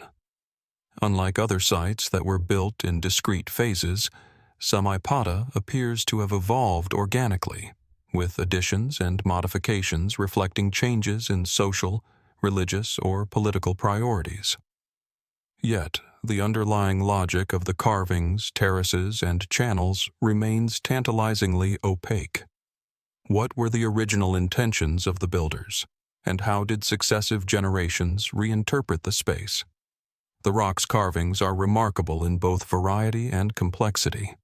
Abstract geometric patterns, circular depressions, channels, and sunken terraces dominate the surface, interspersed with carved representations of animals, human figures, and enigmatic symbols. Some depressions align in ways that suggest water collection or ritual use, perhaps as altars or ceremonial basins. Others form intricate networks of channels and pathways, creating patterns that are both functional and symbolic. How did ancient hands shape such a vast, uneven surface with precision? What knowledge guided the placement of each terrace, channel, or depression, ensuring both structural stability and symbolic coherence? Samaipata's design raises further questions when considered in its landscape context. The rock overlooks valleys, river bends, and distant peaks, its placement commanding views that suggest strategic, spiritual, or astronomical considerations. Could some of the carvings have functioned as solar or lunar markers, tracking celestial cycles across the seasons? Did the orientation of terraces and depressions hold ritual or cosmological significance, reflecting an understanding of time and the universe encoded directly into stone? The integration of topography, geometry, and possibly astronomy suggests a level of sophistication that challenges assumptions about pre-Inca knowledge and planning. Speculative interpretations extend beyond practical or ceremonial explanations. Some researchers propose that Samaipata may have functioned as a sacred gathering place, a ritual center where ceremonies unfolded across terraces and niches in a choreographed interaction with sunlight, shadow, and landscape. Others point to the labyrinthine patterns and depressions as symbolic representations of cosmology, perhaps encoding mythological narratives or spiritual principles in stone. The precise purpose of the rock's carvings may forever remain ambiguous, yet the scale and complexity speak to deliberate intent and cultural sophistication. The engineering and labor involved in shaping Samaipata are also extraordinary. Large terraces and depressions required coordinated quarrying, cutting, and removal of stone, as well as careful planning to ensure stability and integration with the uneven natural surface. Channels carved into the rock demonstrate an understanding of water flow, suggesting the builders manipulated natural runoff for ceremonial, practical, or symbolic purposes. How did pre-Columbian societies, without metal tools of modern precision, create terraces and grooves that endure centuries of erosion, weathering, and human activity? What systems of knowledge allowed them to harmonize natural topography with human design so seamlessly? Walking across the rock today is an immersive experience. The terraces guide the body, the channels channel movement, and the sun casts patterns that shift as the day progresses. The scale, combined with the subtlety of the carvings, evokes awe. It is both intimate and monumental, a space that seems designed to engage with perception, ritual, and landscape simultaneously. What ceremonies, processes, or rites unfolded here? How did the people of Samaipata interact with this extraordinary canvas of stone? And what meanings did they perceive as they moved across terraces, through niches, and along carved channels? Even centuries after its construction, Samaipata retains its mysteries. The exact purpose of many carvings and depressions remains unknown, and portions of the rock remain unstudied or inaccessible. Was the site primarily ceremonial, defensive, residential, or some combination of these? Did it function as a symbolic map of cosmology, a communal gathering space, or a sacred center integrating earth, stone, and sky? And what knowledge, engineering, astronomical, ritual, has been lost to time, leaving only the enduring presence of carved stone as evidence of human ingenuity? As the late afternoon sun casts long shadows over the terraces and channels of Samaipata, the rock emerges as both a monument and a puzzle. Its vast expanse, intricate carvings, and careful integration with the landscape speak to skill, intention, and cultural vision. The site challenges us to reconsider what prehistoric and early historic societies were capable of, demonstrating that human creativity, technical mastery, and spiritual imagination often exceeded what we might expect from distant eras. And yet, for all its precision and scale, Samaipata continues to withhold its full story. What guided the placement of every terrace, channel, and depression? What rituals, knowledge, or cosmological principles are encoded in its patterns? How did successive generations of builders adapt and expand the site, layering new meanings atop older ones? The rock remains a silent witness, inviting us to observe, reflect, and imagine the knowledge and vision of civilizations that shaped stone, landscape, and perception with enduring mastery.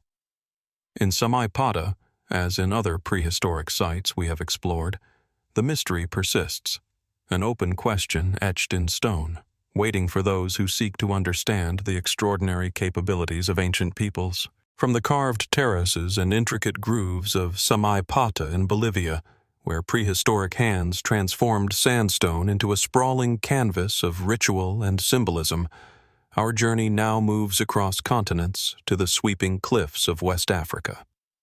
Rising abruptly from the Sahelian plains of Mali, the Bandiagara Escarpment stretches nearly 200 kilometers, a dramatic sandstone cliff whose vertical walls and precipitous ledges are home to one of the most enigmatic and enduring prehistoric architectural landscapes in Africa. Here, stone, earth, and human ingenuity converge in a way that challenges our understanding of prehistoric construction, creating structures that seem to defy both gravity and conventional expectation.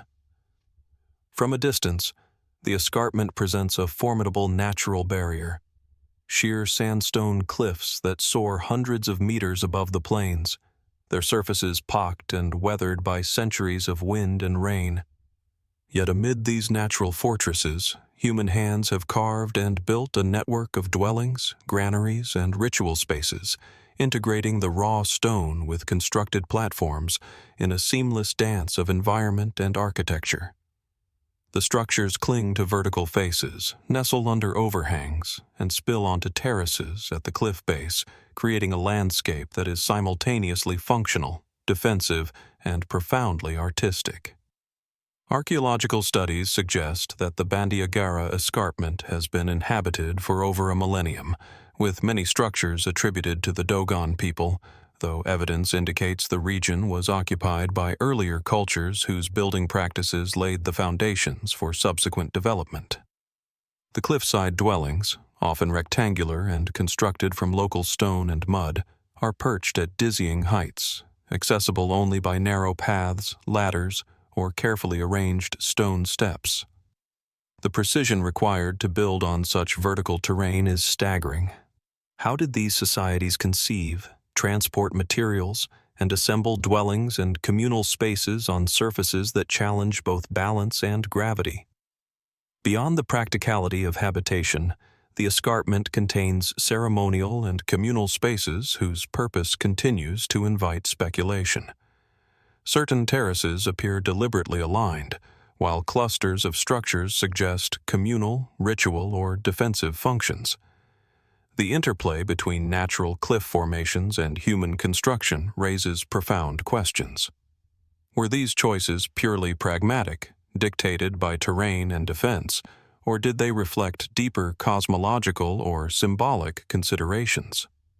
Could the positioning of certain dwellings, platforms, or granaries encode social hierarchy, spiritual beliefs, or even astronomical knowledge, subtly integrated into the architecture itself? The scale of labor and engineering is remarkable. Large stone blocks were quarried, shaped, and stacked to form dwellings and retaining walls, often hundreds of meters above the valley floor. Terraces were leveled, drainage channels carved, and access paths created, all with rudimentary tools and ingenuity honed over generations. How did prehistoric builders conceptualize structural stability on near vertical faces? How did they ensure longevity and resistance to erosion, rainfall, and seismic activity? The escarpment, with its combination of natural fortification and meticulously constructed dwellings, suggests a mastery of both environment and material that few contemporary societies could match. Equally compelling is the symbolic and ritual dimension of the escarpment.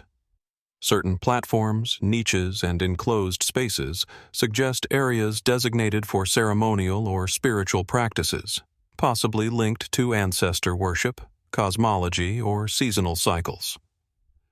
Oral traditions of the Dogon people describe elaborate cosmologies, star systems, and ritual practices that may echo ancient knowledge embedded in the cliff structures themselves.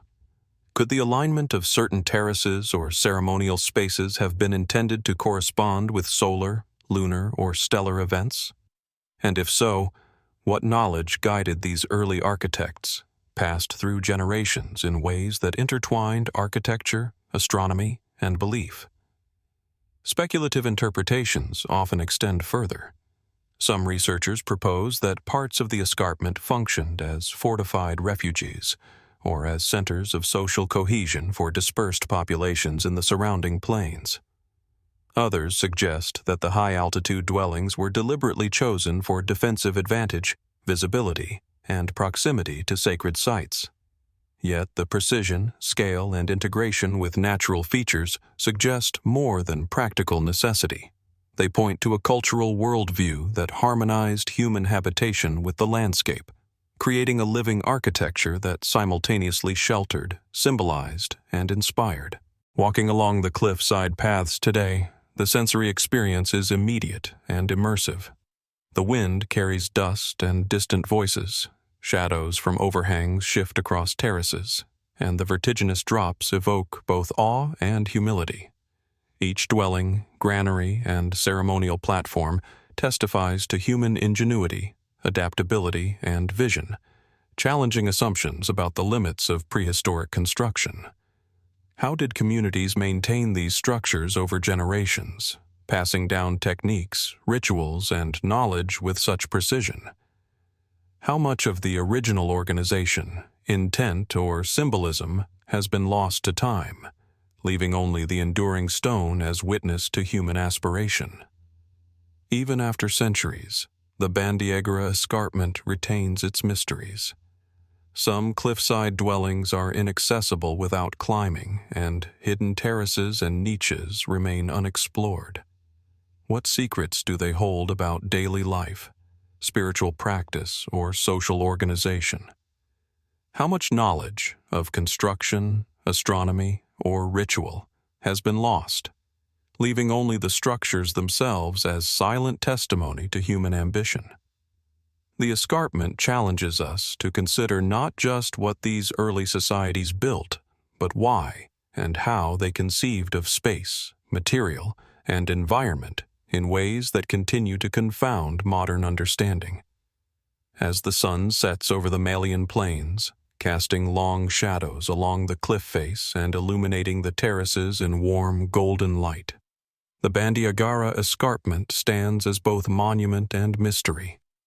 Its dwellings, granaries, and ceremonial spaces testify to human ingenuity, adaptability, and aesthetic vision. And yet, for all its grandeur and apparent logic, the escarpment continues to withhold many of its secrets. How were these precarious cliffside structures conceived, built, and maintained? What knowledge guided the alignment of terraces, ceremonial spaces, and dwellings within the natural landscape? And how much remains hidden, waiting to reveal the full story of societies whose architecture seemed to defy gravity, logic, and time itself? The Bandiagara escarpment endures as an invitation to explore, to contemplate, and to wonder at the extraordinary capabilities of civilizations that rose upon stone and cliff, leaving a legacy that still challenges our understanding of prehistoric construction.